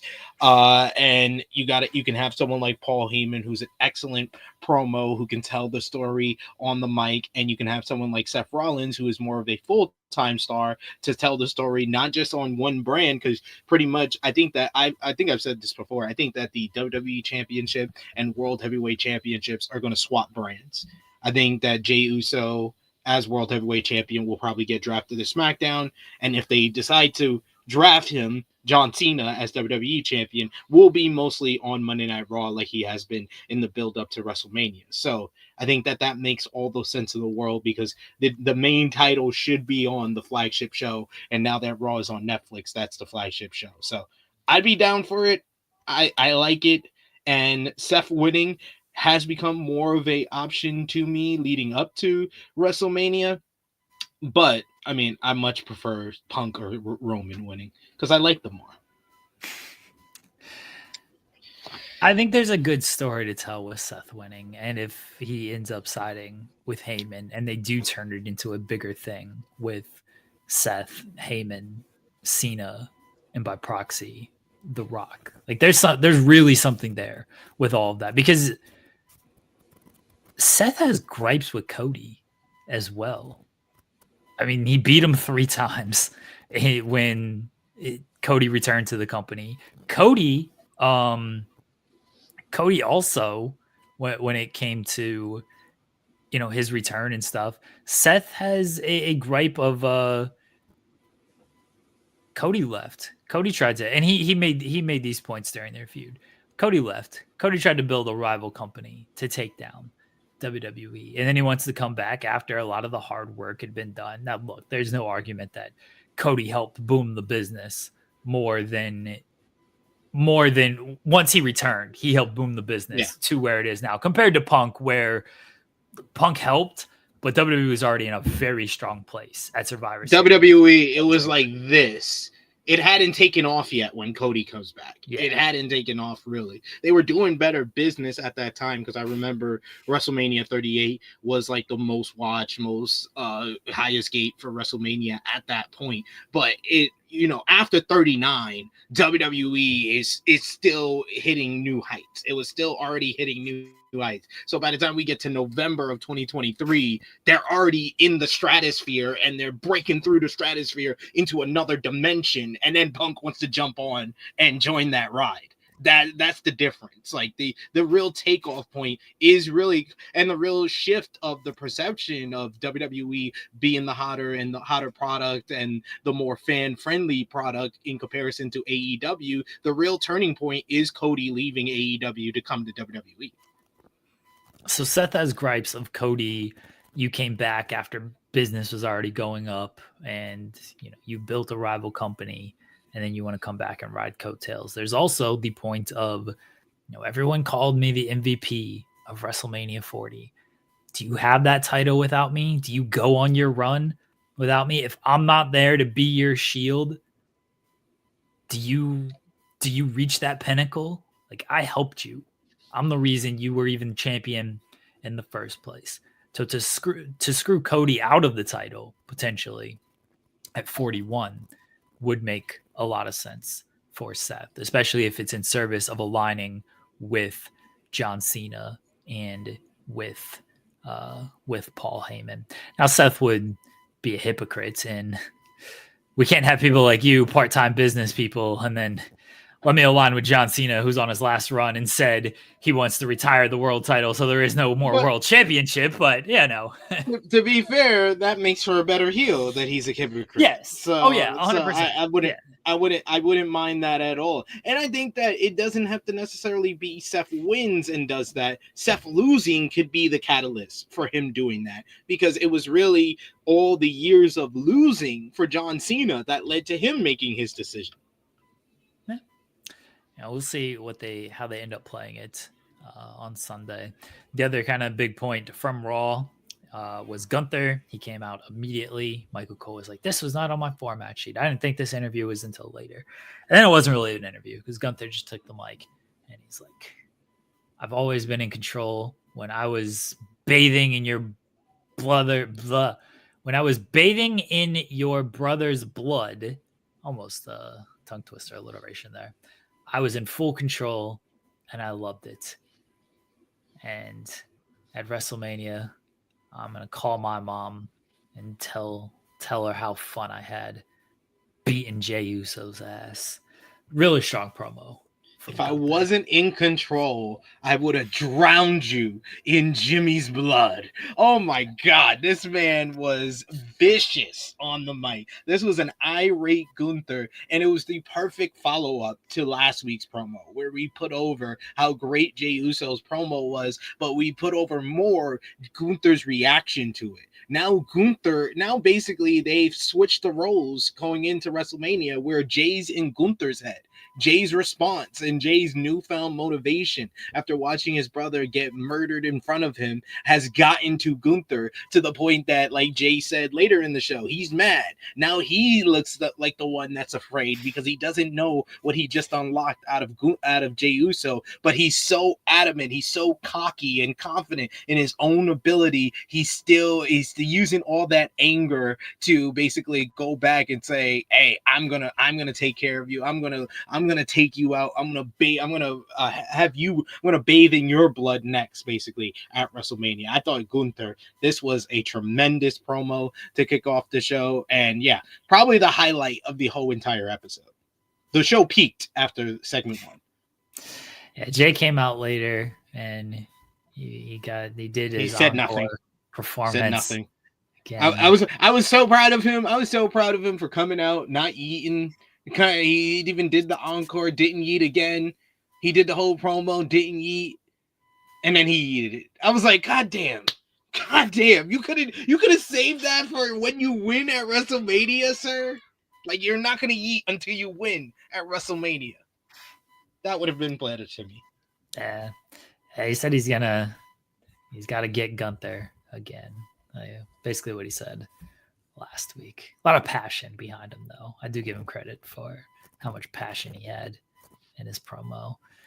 And the other promo stuff was the women's triple threat, where they just did video packages because they couldn't do a 5th week of them doing the same thing of Rhea and Bianca arguing and pushing and disrespecting Io Sky. They couldn't do it for a 5th week, because they've done it 4 different times in the build up to this matchup. So Triple H was just like, you know what? Pre-tapes. Which I didn't mind, honestly, because what were they going to do if they just did another in-ring segment? Like, it would have been more of the same thing. So I was actually okay with them doing each a pre-tape video explaining why they need to win and why we've gotten to this point. Like, I thought that was, given what they've done previously, I thought this was smart. Now, could they have switched it up what they did previously to where they didn't get to this point? Yes, 100%. But we're at where we're at, and what they did previously, I thought this was a correct call. Doing just separate video packages on all of them. People mentioning the match between Julius Creed and Rey Mysterio.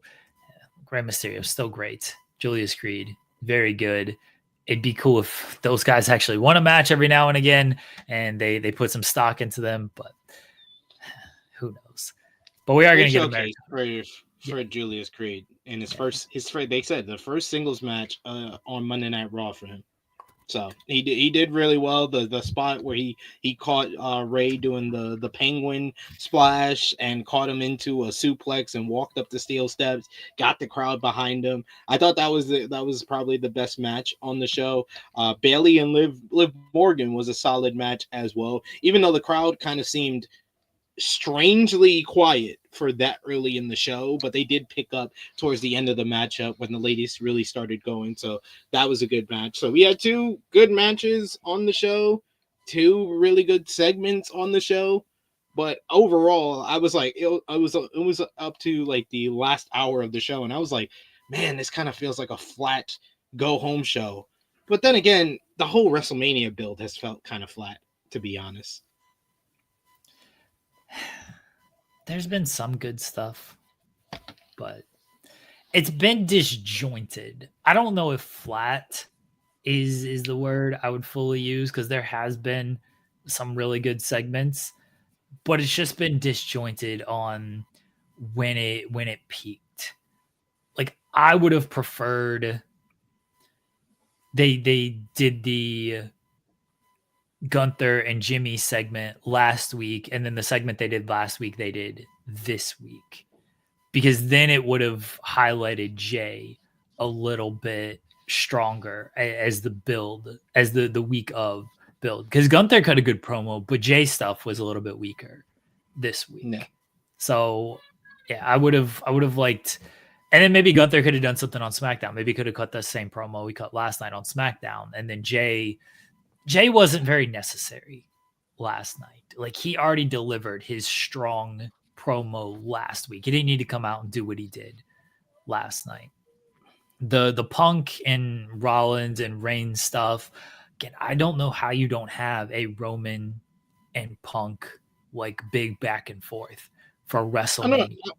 I don't even think we needed a big back and forth between just those two, but we didn't really get a back and forth between all three. Like, they had the contract signing where they all did their own piece, but it's not really like a back and forth. The most back and forth we got during that was Punk and Roman. Seth has done the heavy lifting on the mic throughout this whole thing. Like, he did the big promo last night. He did the big promo a few weeks ago when it was last week. Punk. Yeah. So he's done the heavy lifting on the mic. They and then the brawling stuff last night, like, fine. It's what happened on there. I love the Shield callback though. The Shield breakup callback was nice. Yeah. That was nice. Yeah, that was and Seth, and the fact that Seth had on his whole outfit was very Shield based. Yeah. That was a good touch. Yeah. And Seth has kind of carried things. He's been the MVP. I won't front. Like, he has been the MVP. Even though, like, he even like stumbled or stuttered over one of his lines last night, he still, by like a large margin, has been the best promo in this build-up to this matchup. And his whole reaction to Punk getting the main event was the best part of that contract signing.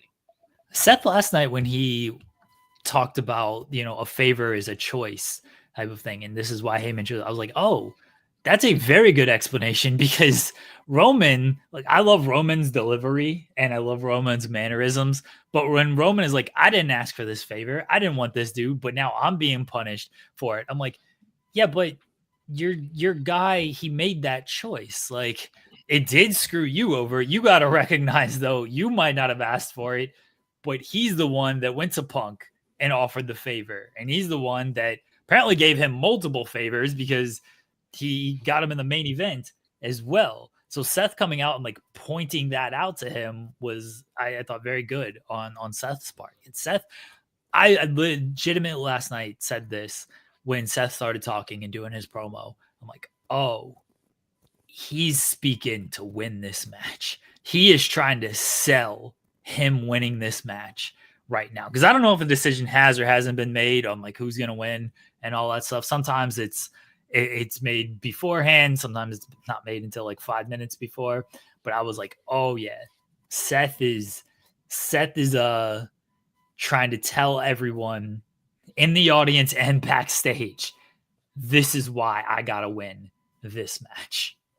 Well, I think that the closing angle, I think that pretty much the last the standing tall usually has confirmed to me that Punk is winning this matchup. Because Punk has looked not as strong as everybody else in the last, and even Roman, like I said, Punk or Roman has to win this matchup, because the last couple of times we've seen both guys, they've been kind of at the whim of Seth Rollins. Like, Seth Rollins got the upper hand on Punk last week when he said that Heyman owed him the favor. He got the better of both guys last night. Punk got the better of Roman after the favor was revealed. So, like, Roman hasn't looked good, hasn't looked strong or stood tall in any of this buildup, really, and neither has Punk for a while. So it's either got to be one of them winning, because Seth has been the one that they have also built up to look strong going into this, because he is the one that needed it the most, to be honest.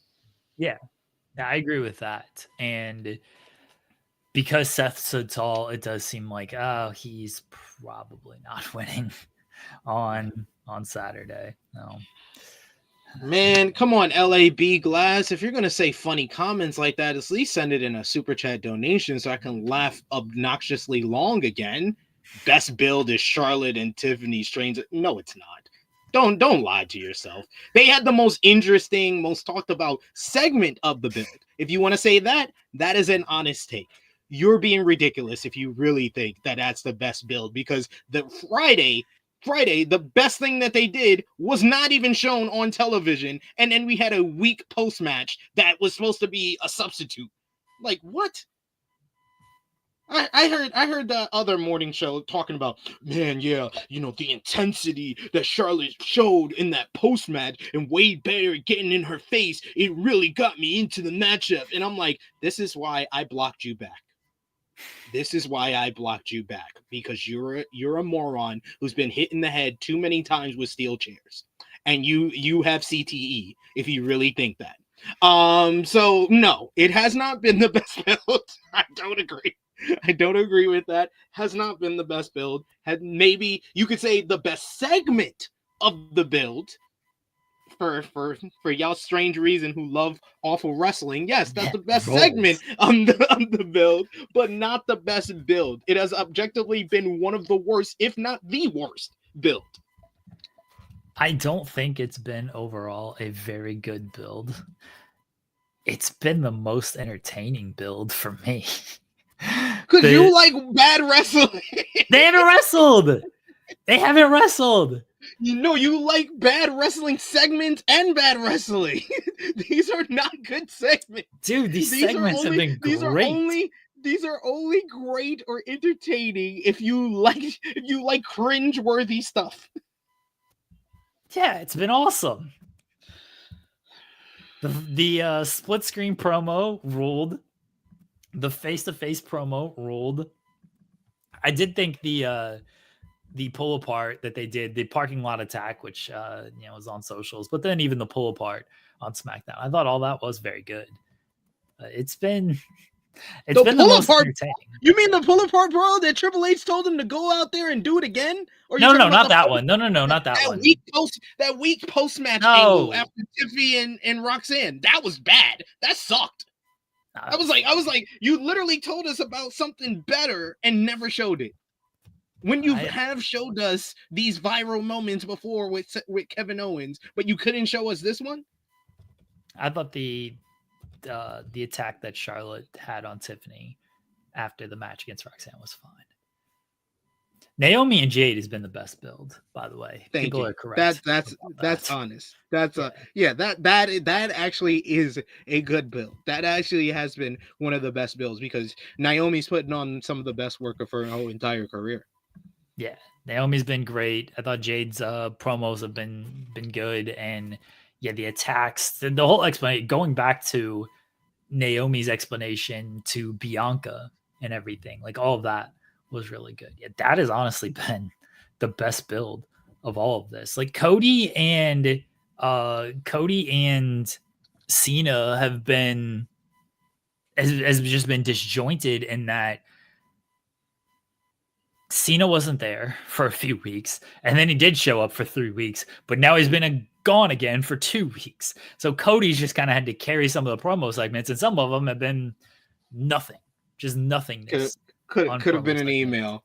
Let me hear you talk about all the old titles. That could have been an email. That could have been an email, sir. I don't need you to cut promos on inanimate objects. That was not necessary. Friday SmackDown sucked. Can I just say that? I don't know if y'all said it yesterday, but Friday SmackDown sucked again. I don't remember us talking about SmackDown yesterday because we largely talked about like the Vacker stuff and then talked about like kind of nothing. I don't remember what happened. Waste of time on SmackDown. Yeah, I don't even remember what happened on that show. What closed that show? Oh, it was that Orton stuff. Oh yeah, we didn't talk about any of that. Yeah, Jacob Fatu attacking LA Knight. Solo we still don't know who Randy Orton's facing at WrestleMania. Yeah, it being Solo Sikoa is gonna be hilarious. It's God, be hilarious. Please don't do that. Please don't tease a better option in Nick Aldis and then give us Solo Sikoa. Nah, that just is awful. That's funny to me. The gauntlet match was fine.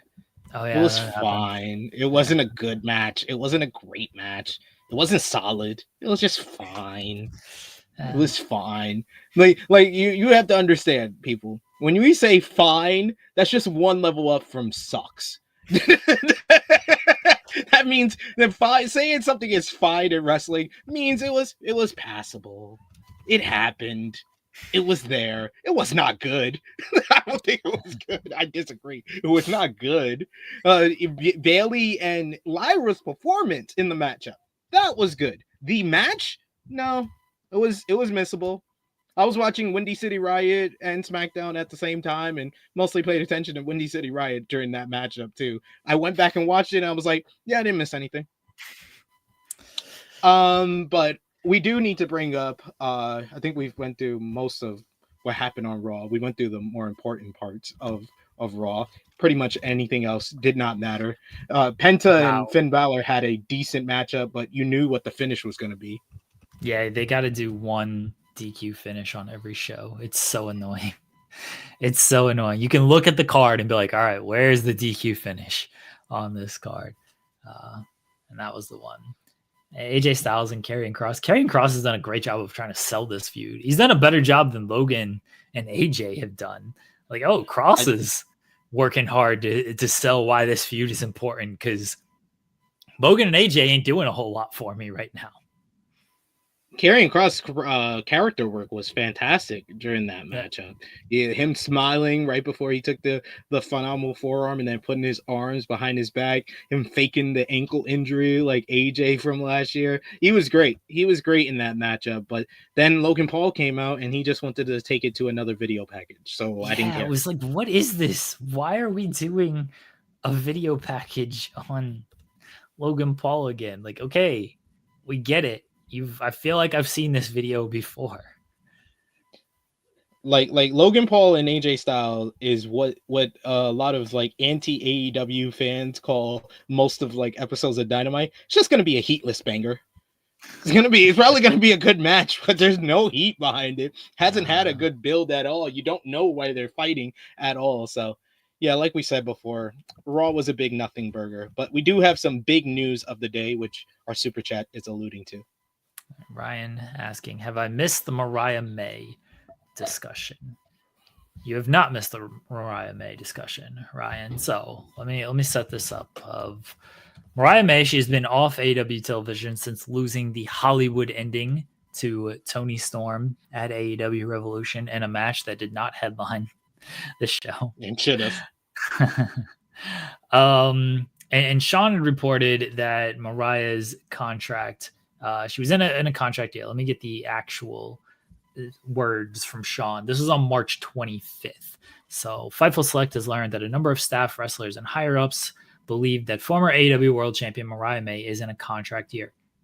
Specifically, those that we've spoken to in AEW believe her deal is up in the summer. We've not learned if there are any option years attached to it, but one source in the company said they would be shocked if there weren't, as a deal this short is uncharacteristic for the push May got. And then the report continues, we're told AEW is looking to retain her regardless. Then there was a report today from Dave Meltzer of the Wrestling Observer, and I'm going to pull this up to make sure I get everything correct here. It says, Meltzer said, from talking to people in WWE, they know she wants to go there, and that the belief is the 26-year-old's contract is up in the summer, as we just discussed. Brian Alvarez said he was under the impression that she initially signed a 2-year deal with AEW, and that even within AEW, they feel she is going to WWE. So not confirmed that she is going to WWE, not confirmed that when her deal is up, just the summer, because she's been off television since Revolution. May has posted stuff on Instagram about following your dreams, and they will lead you to where you need to be. She is openly in the past posted about WWE. This was before she got signed by AEW. Posted about WWE and how she is a fan of Triple H. So that is the Mariah May talk. Don't know where she is going to end up landing. But do you have any thoughts on it, SP3? It's an interesting scenario. I've said it once, I'll say it a bunch of times. I'm always going to be pro talent. So I want the talent to go wherever they want to be. And if WWE is her dream, I say, go for it. I'm also pro talent in the fact that I think that they should go where the money is at. And if a place is asking you and doesn't see your value in the same place another place has, I think you should go where the money is at and who's offering you more money. All that was saying, if it is true that Mariah May is leaving AEW to go to WWE, I think the most thing I could say is that it's a very concerning sign for AEW, because you invested all this time, all this storyline investment, and some money into Mariah May for a very short term deal, put her in a long term storyline that went over a year, and culminated in one of the best matches of the year, one of their best women's matches of all time, an all timer storyline with Timeless Tony Storm. And for her to kind of use that and use her time in AEW as a stepping stone to get the attention, to get the notoriety from WWE, that WWE is now offering her a deal that they didn't offer her after her Stardom run, that's gotta be concerning to you, because it makes you question who you should invest in, who should you spend the time in. And it should also be a concerning sign for having this type of short-term deal and the amount of investment that you put into her with such a short-term deal. This could change the way that AEW signs talent, because they might want to sign talent like WWE is doing right now, where most of the guys that are re-signing, most of the guys and girls that are re-signing are signing for 5-year deals, because then the company can have a long-term plan for you and long-term investment for you. So it's an interesting time. I'm all for Mariah May. I think that she is ridiculously talented, and she's still so young in her career, and she is the type of talent that, you know, has the AEW shine to her, that will immediately come to WWE and get a big push. It's just, unfortunately, the other concerning sign is for a lot of people in WWE right now, she might be taking one of y'all spots. So there's a lot of people out there, whether it be in NXT, whether it be on Raw or SmackDown, that might have to go down the ladder because Mariah May is coming in. So it is kind of like, it's a trickle down effect. This is the type of move, this would be the type of like jump from AEW to WWE that might have like a consequence and like a domino effect throughout both companies. The fact that she hasn't been on television since Revolution, and the women's division is going very strong right now with the Own Heart Cup. So I don't want to say they've really missed her. She certainly adds to the overall presentation of the product. Look, she's a former women's champion. She had one of the greatest stories, not only in the women's division, certainly the women's division in AEW, but in wrestling over the past year. Like it's one of the better stories just in all of wrestling over the past few years, honestly. So it is a loss for the division, but the fact that they do have a good crop of women right now who can step up and do and kind of and fill not her role, because she did do a great job of blending the character and the wrestling, and not everybody on the AEW roster can do that as well, or either they haven't shown they can do it, or they haven't been given the opportunity to do it. Mariah showed she could do it and was given the opportunity to do it. So it's a big role to fill, but the fact that they've done really well thus far since Revolution is a positive sign, I do think, overall for the division. As far as her leaving potentially, and after she was given the opportunity she was given, I think that's just sadly the reality of where AEW is and what people, we had this discussion yesterday about people see WWE as such a dream. They see WrestleMania and they're like, I want to perform at WrestleMania. Triple H and Shawn Michaels, that's who a lot of people grew up watching. They grew up watching D-Generation X. They saw Triple H's reign with all the titles. They saw Shawn Michaels be Mr. WrestleMania, and they're like, I can go work for them and learn from them. Oh, that's really cool. So they want to go there and they want to collaborate and work with them. So that's something that AEW is just going to be up against. It goes the other way in that WWE can't keep everybody. And so when there are certain people who come in, that means certain people might be leaving, and they can go to AEW and try to figure out an opportunity there and show, hey, you should have been utilizing me a little bit better. Ricochet being a prime example of that. Of Ricochet kind of did what he could do in WWE, that was not a release. His contract was coming up, and he made the decision not to resign. We had two of these in recent memory with Ricochet and Bobby Lashley, who chose to leave, basically. Lashley, a little different. You're right.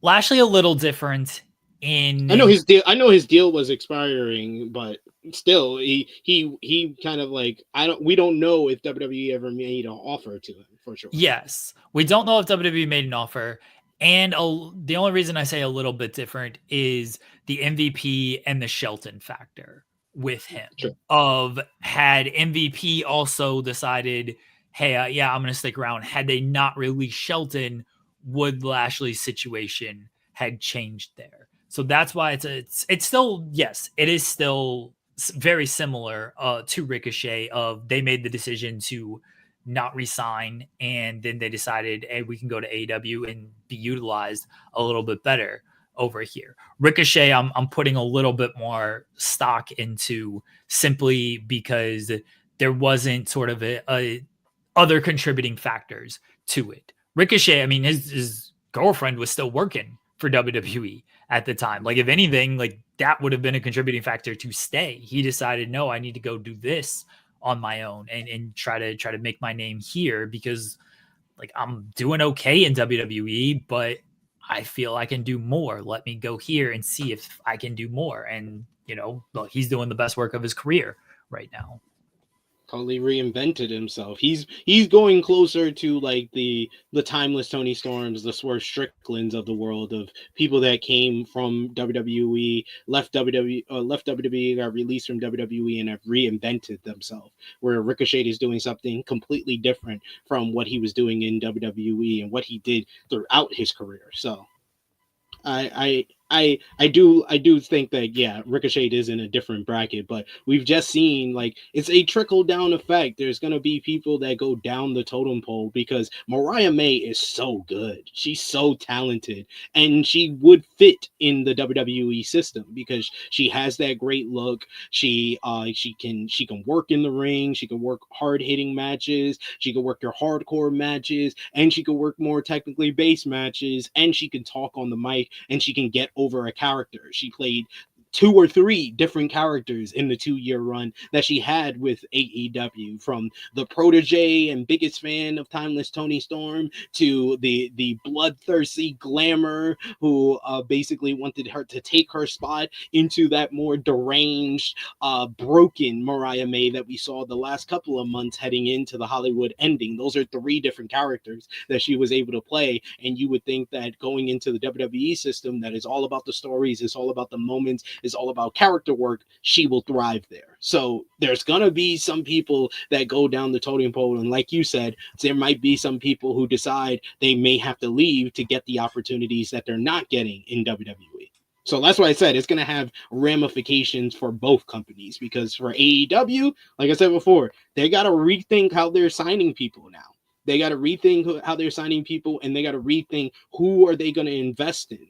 And then there's also going to be trickle down effect of people on the roster who are like, man, you did all of that for her, but I've been here this whole time and I haven't been getting the type of shine that she did, and she just went off and left. Maybe I should do the same thing. Maybe I should follow in her footsteps. Maybe when my contract expires, maybe I'm not going to sign the 5-year deal. Maybe I am going to sign the 2-year deal to raise my stock just a little bit so WWE come calling. So it's going to have trickle down effects in both companies. And I do think, though, as far as like a negative towards the WWE front, like you said before, they can't keep signing everybody, but this is leaning with the side with recently getting Penta and Ricky Saints, and re-signing your Aleister Blacks and your Rusev. Then you got reports of Jeff Cobb and Mariah May coming in. We're getting closer to WWE of the late 2010s, when they were raping and pillaging every other promotion and signing too many people that they can't all keep happy. and then we're going to get these massive talent cuts because they're oversaturating their roster across the board. There's 3 brands. You got WWE Evolve, you got WWE ID, you got all these talents at the PC. The LFG's got a bunch of them. There's more talents that's not on any of their programming that are still getting ready in the PC. They are getting oversaturated with a lot of talent, and we might see the downside of that coming soon. Until they just create like a 5th show and put that on. LFG becomes its own full brand because LFG is where it's at, baby. We're going to get 2, by the way, we're going to get 2 SP3 C-level WWE show reviews this week. I've already planned it out in my head. We're going to spread it across. We had a lot to discuss today on today's show, so you're not going to get the LFG review. Maybe we'll get the LFG review on tomorrow's show, unless we find out that Britt Baker is going to WWE tomorrow. We'll see what the future holds for Mariah May. Sean just tweeted that Tony Khan or AEW wants to keep Mariah May, which I don't think is a surprise that they want to retain her.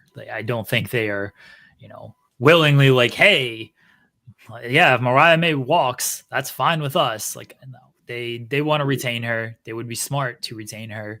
It's going to come down to her own decision. Like, that's the money might be better in AEW, but if she has WrestleMania aspirations and wants to work with Triple H, AEW can't really sell that. And you just talked about it yesterday with Stephanie Becker. She was another one that WWE was her dream. So she took less money to go to WWE over AEW, or took some type of pay cut of some way, from what she said. So if WWE is her dream, it might not matter how much Tony Khan is willing to pay Mariah May. Yeah. All right, we did have a super chat from Senruza. It says Mariah to the MAGA Cesspool Federation is sad. We will see if it happens or not. MCF WrestleMania this Sunday and Saturday. We shall see if it happens. All right. Anything else wrestling wise? I'll do a quick play-in preview there. But anything else wrestling wise that we need to talk about? We got WWE NXT tonight, where we're doing a lot of number 1 contenders matches with days remaining before their biggest show of the year that has been haphazardly put together. Like I said last week, I don't know what they're doing with Stand and Deliver. Like, this is like the most. Oh man, I know Sean said in the interview, why they're doing so many multi-man matches is we want as many people as possible to get their moment. We have such a talented roster. We want everybody to get their moment. Maybe I'm too old school, but I don't like this fucking charity wrestling. I don't like this. I come from the old school. Me and Jeremy the same age, so I know he probably feel this way, but he probably too nice to say it. No, he's not too nice to say it. He just hasn't said it yet. But we come from the old school. This is not no charity wrestling. We can't give everybody an opportunity. Everybody that's good. You got to earn your stripes. You got to go out there on the front line, and you got to earn your spot on the biggest show, the quote-unquote biggest show of the year. All these multi-man matches, man, bump that. Bump all of that. Bump all of that, man. That was a whack answer. Man, there's been a lot of whack answers from D-Generation X. These two of the biggest egos in pro wrestling who politic their way to the top of the industry up here saying, oh, we got to give everybody a shot. We got to give everybody an opportunity. Man, click Shawn Michaels and Triple H would spit in your face and be like, bump all that. We're getting the spot. Owen Hart getting a push to the main event? No, bump that. We're getting this spot. Booker T is going to get a WrestleMania World Title match. I'm going to hit him with a pedigree. I'm going to wait 30 seconds before I pin him. Bump that. Like, come on. Get out of here. But number 1 contender. I'm going to finish my preview. I'm sorry. Number 1 contender matches. You got Ethan Page versus Lexis King versus Eddie Thorpe versus Wesley to determine who versus Ricky Saints for the NXT North American Championship. Who you got, Jeremy? Oh, I think this is ending in a double nonsense. I think Wesley and Ethan Page are going to get simultaneous pinfalls so we can get a triple threat match for the North American title. I don't think you're getting one winner out of this. That's where I'm at on it. If we are getting one winner, it's Ethan Page, but Yeah. I could see that being like a double pin or something like that. And then there's the gauntlet, I believe, for the number one contender or tag team turmoil. I don't know what they're calling it this time. For the number one contender or battle royal for the number one contender for the tag team titles.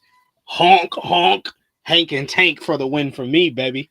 Yeah, I think they have to win. They've been setting them up to win this thing. So if they don't win, I don't know what the last few weeks were all about, because why are you bringing Machine Gun, Street Profits, Pretty Deadly down there to like help them and talk to them just to have them lose this match again? Oh. What else is on the show? Oh, women's qualifying matches continue as well. Yeah, have they promoted what the matches are? No, they're just there. And then allegedly, I gotta think Roxanne's gonna make this match, right?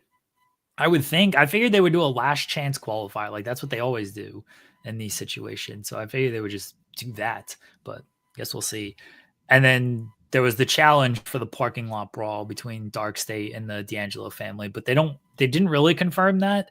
So I don't know if that's fully happening or if they hold off until Stand and Deliver. I guess we'll find out tonight if that ends up going down.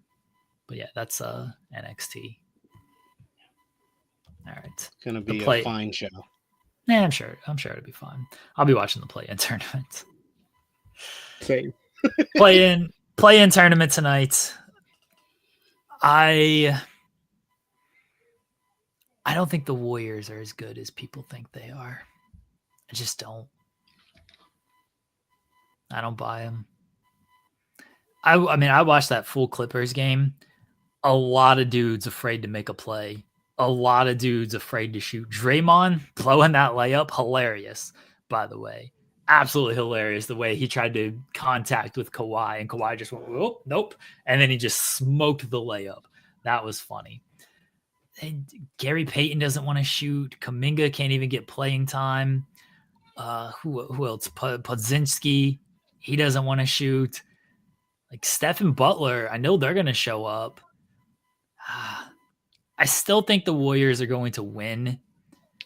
Would not shock me if Ja just completely carves them up and just gets any and everything that he wants on them. Here's the thing.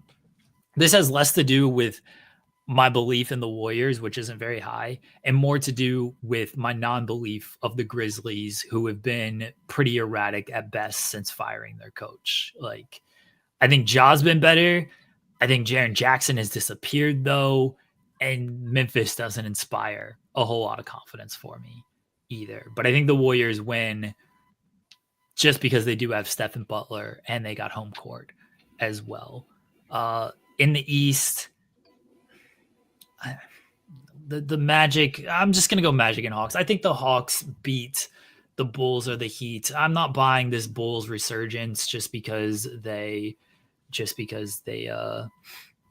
beat the Lakers and played well in effectively meaningless games. I'm not putting too much into that. Like, I don't trust that Josh Giddey is going to shoot the ball well from three in a playoff situation.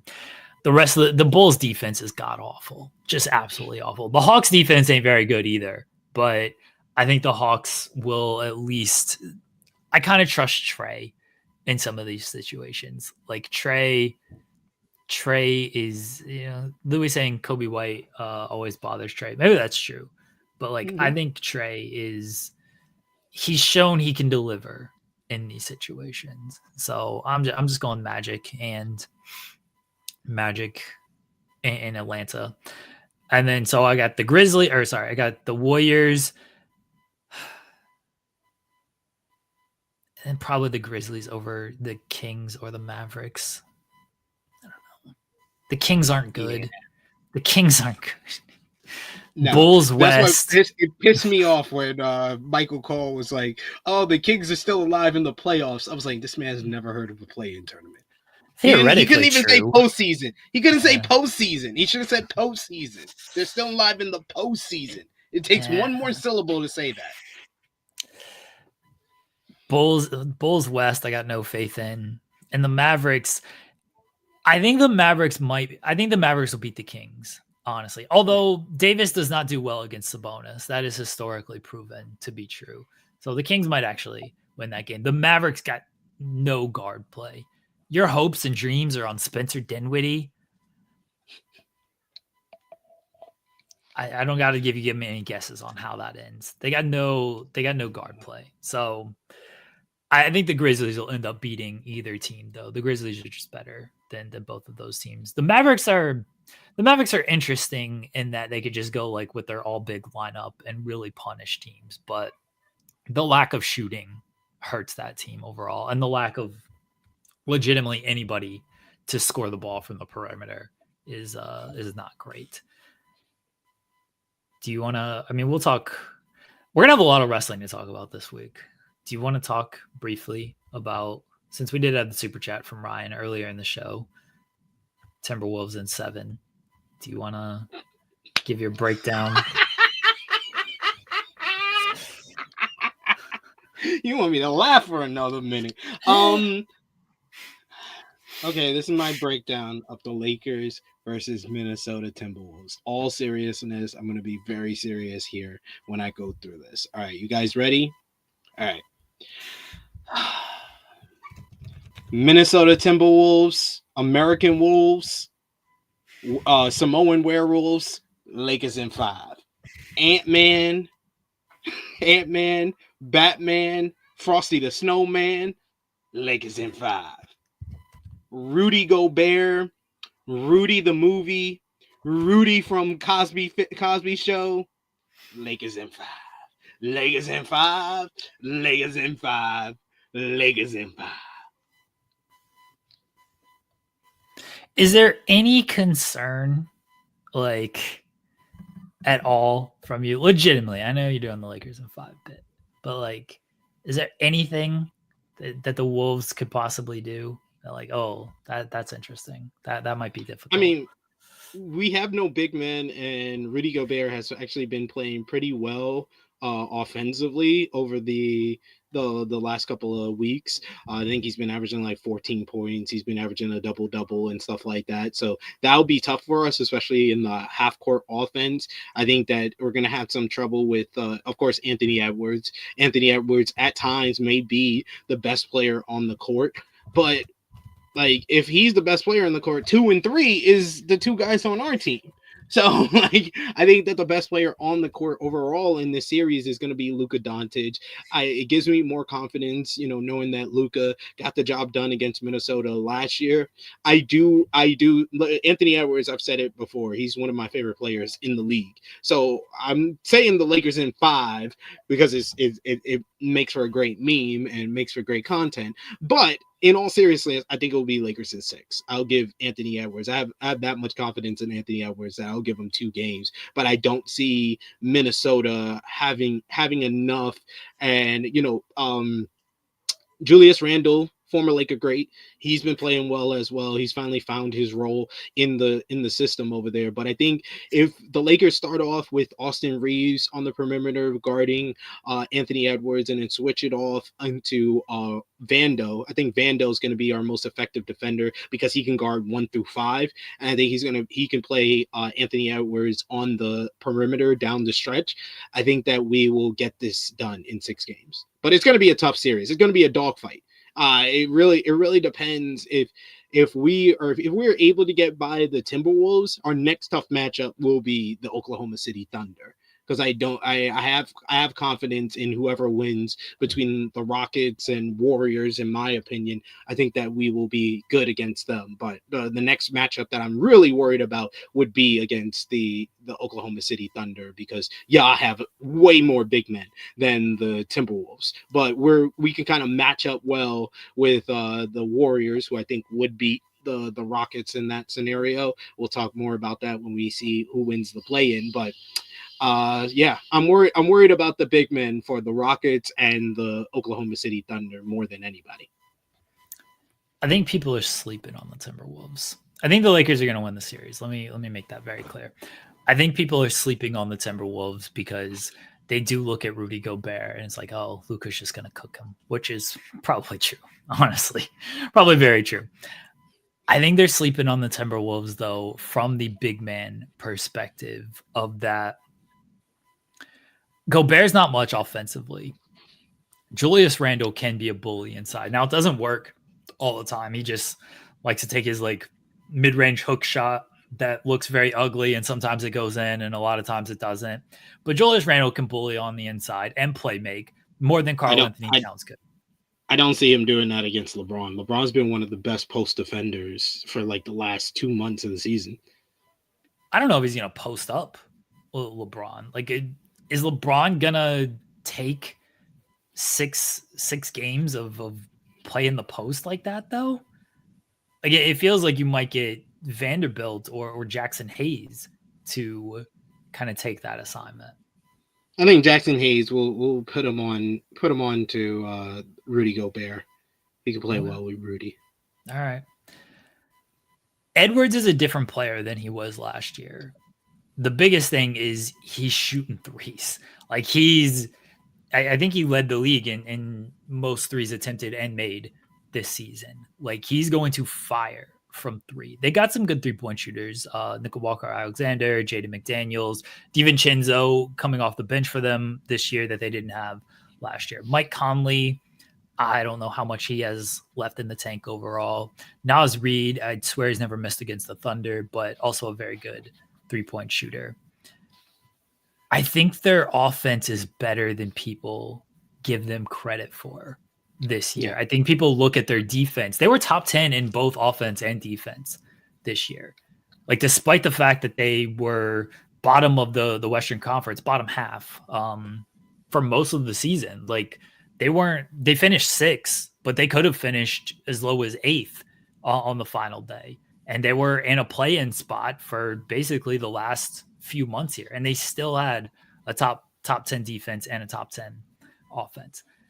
I really think people are sleeping on Minnesota, and this is going to be a tougher matchup than a lot of experts and Lakers fans, not you, but a lot of Lakers fans expect. I still think the Lakers are going to win because I'm not doubting a team with Luka and LeBron and Redick, who's proven to be a very good coach. And I think Luka will figure out the defense. Luka's one of the smartest players. Luka always takes a step up in the playoffs as well. Playoff Luka is a real thing.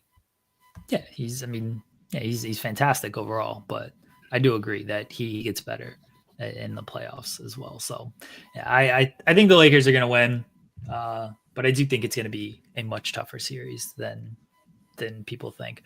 We'll talk about the rest of the playoffs throughout the week because my team doesn't know who the hell they're playing in the first round yet, so I can't preview what's going to happen with OKC. We'll do some of that maybe on Thursday. On Thursday when we know. Will we know on Thursday who we're playing? I don't think we're going to know until Friday. Oh no, yeah. Because Thursday is the AC matchup. Yeah. So Friday. Even Friday with everything else we're going to cover with Collision and we'll figure it out. And then WrestleMania preview and Stand and Deliver preview and. I will say with the Thunder, I'm sure like if the Warriors somehow slip to 8th, people are going to be like, oh, the Warriors, that's a tough matchup. You should be afraid of Steph and Butler and everything. If we can't beat an 8th seed Warriors who had to play 2 extra games and lost one of them to Memphis, then we were just complete frauds.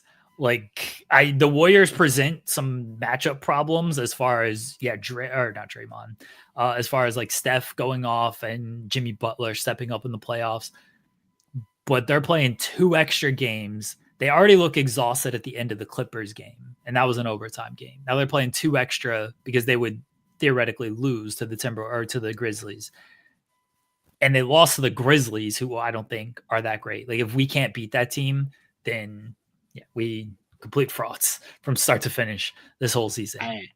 I have full faith in the Oklahoma City Thunder. They were my pick to win the NBA championship at the beginning of the season, but I did not expect them to have an historically great regular season the way they have. So I got full confidence in the Oklahoma City Thunder that if my Lakers can take care of their end of the job, that they will meet the Oklahoma City Thunder in the conference finals. That's the goal for us in the Wees, is to have a Lakers Thunder conference final, so Jeremy can be upset every time he clicks the link to come on to this. When he opens studio, he's like, oh god, I gotta talk to this dude, and we're facing each other. We faced each other last night, we're facing each other today. It's gonna be wonderful content for everyone to enjoy.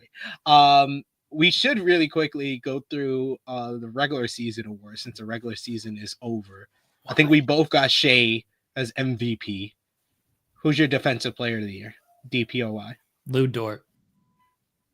I'm going with Draymond Green. Why? Draymond Green. Why? My new media correspondent, my new media mentor.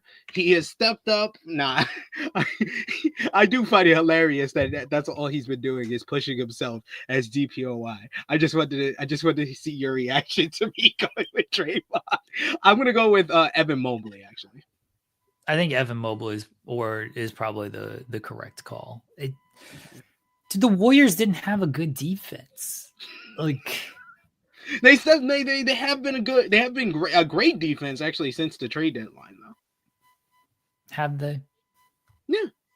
Okay, then make Jimmy Butler the defensive player of the year.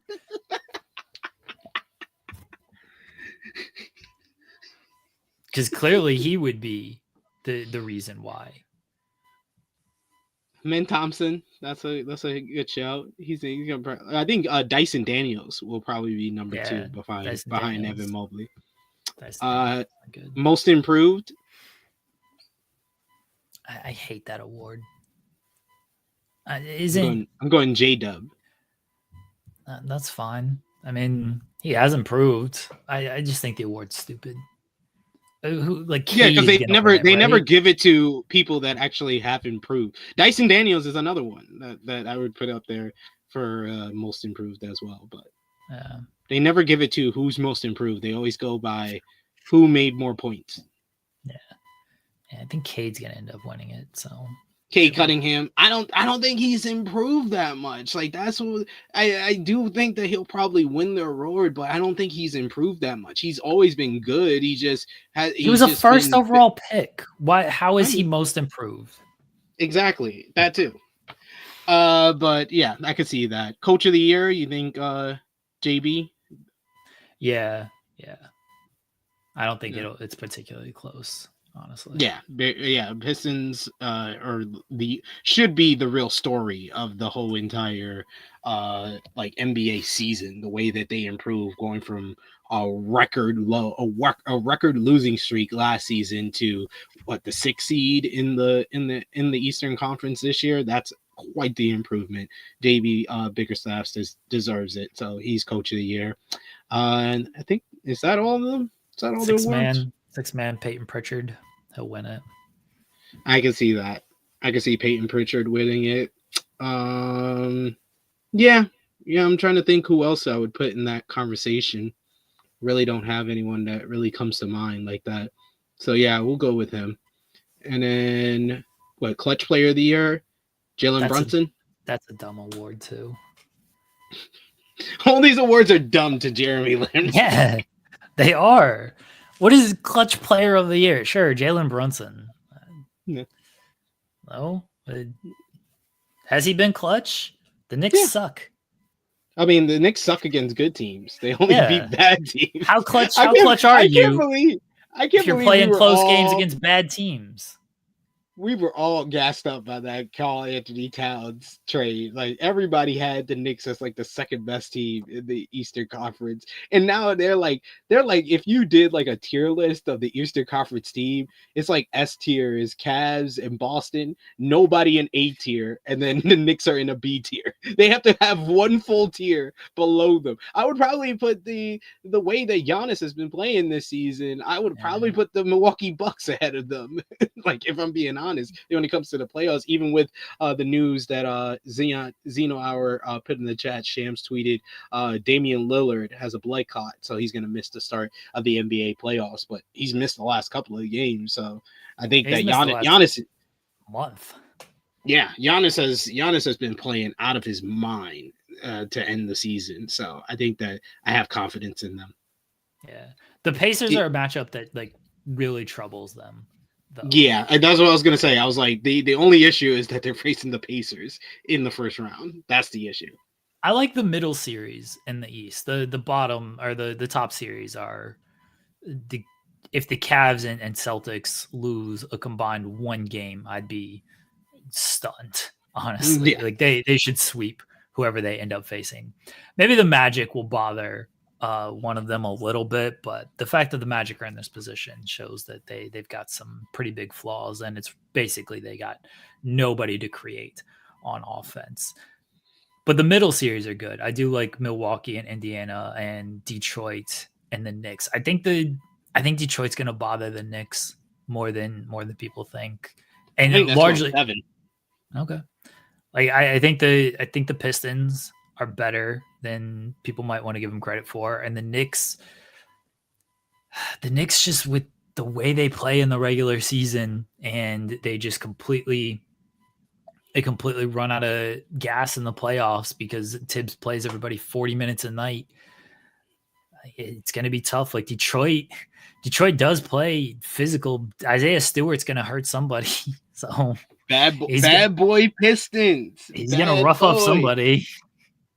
Oh yeah, I think that's going to be a good series. The middle series in the East are good. Everything in the West is good to me. Like the West is just stacked. So should be a fun playoffs. We'll be talking way more about it as it rolls on. It starts on Sunday. Hockey playoffs and basketball playoffs for me start on Sunday. I know the NBA playoffs technically start on Saturday. My team doesn't play till Sunday. So hockey and NBA start on Sunday. I'm going to be miserable, everybody. Enjoy my misery. I'm going to be miserable this whole week because it's WrestleMania week and I got a lot of work to do. And I'll be miserable for the next 2 months, hopefully, as my teams are in the playoffs. Anything to plug, SP3? Check me out in like 30 minutes over on the True Hill Heat YouTube channel. I'll be there with Romeo and Top Guy JJ to review the final Monday Night Raw ahead of WrestleMania. Hopefully we can get this done in like an hour and a half because it was a big nothing burger. But we're gonna have a good time. We've been averaging out usually, especially this past week. The Raw reviews and the Dynamite reviews were actually better than the actual shows the last couple of weeks. So check us out. We do a great time of making it entertaining. So join us live, True Hill Heat YouTube channel. SI.com. They dropped my 15 most shocking WrestleMania moments and returns list. That's up on there on the takedown on SI. You can see my interview with Kevin Knight. That's over on their YouTube channel as well. And I think that's all the things to plug. Oh yeah, check out Reality Rumble. We had a great time. Me, Cher, and Jeremy talking about Johnny Bananas being a racist, misogynist, sexist, and the Challenge All-Stars Season 5 rivals. So check us out talking about that. Always a good time over there. We'll be back tomorrow, SB3 and myself. We will have NXT to talk about and getting ready for Dynamite and really just the entire week ahead because really kind of starts tomorrow. So we'll catch everybody then. Huge week. Oh yeah, my interview with Joey Janela drops on True Hill Heat later today, 7 p.m. Eastern time. Not as hilarious as the hour that we spent here, but check it out because he does give us more information about him being a talent scout for WWE ID. So check that out over on the True Hill Heat YouTube channel. Full week of content. Check out the community tab with our schedule. Catch everybody tomorrow. Bye, everyone.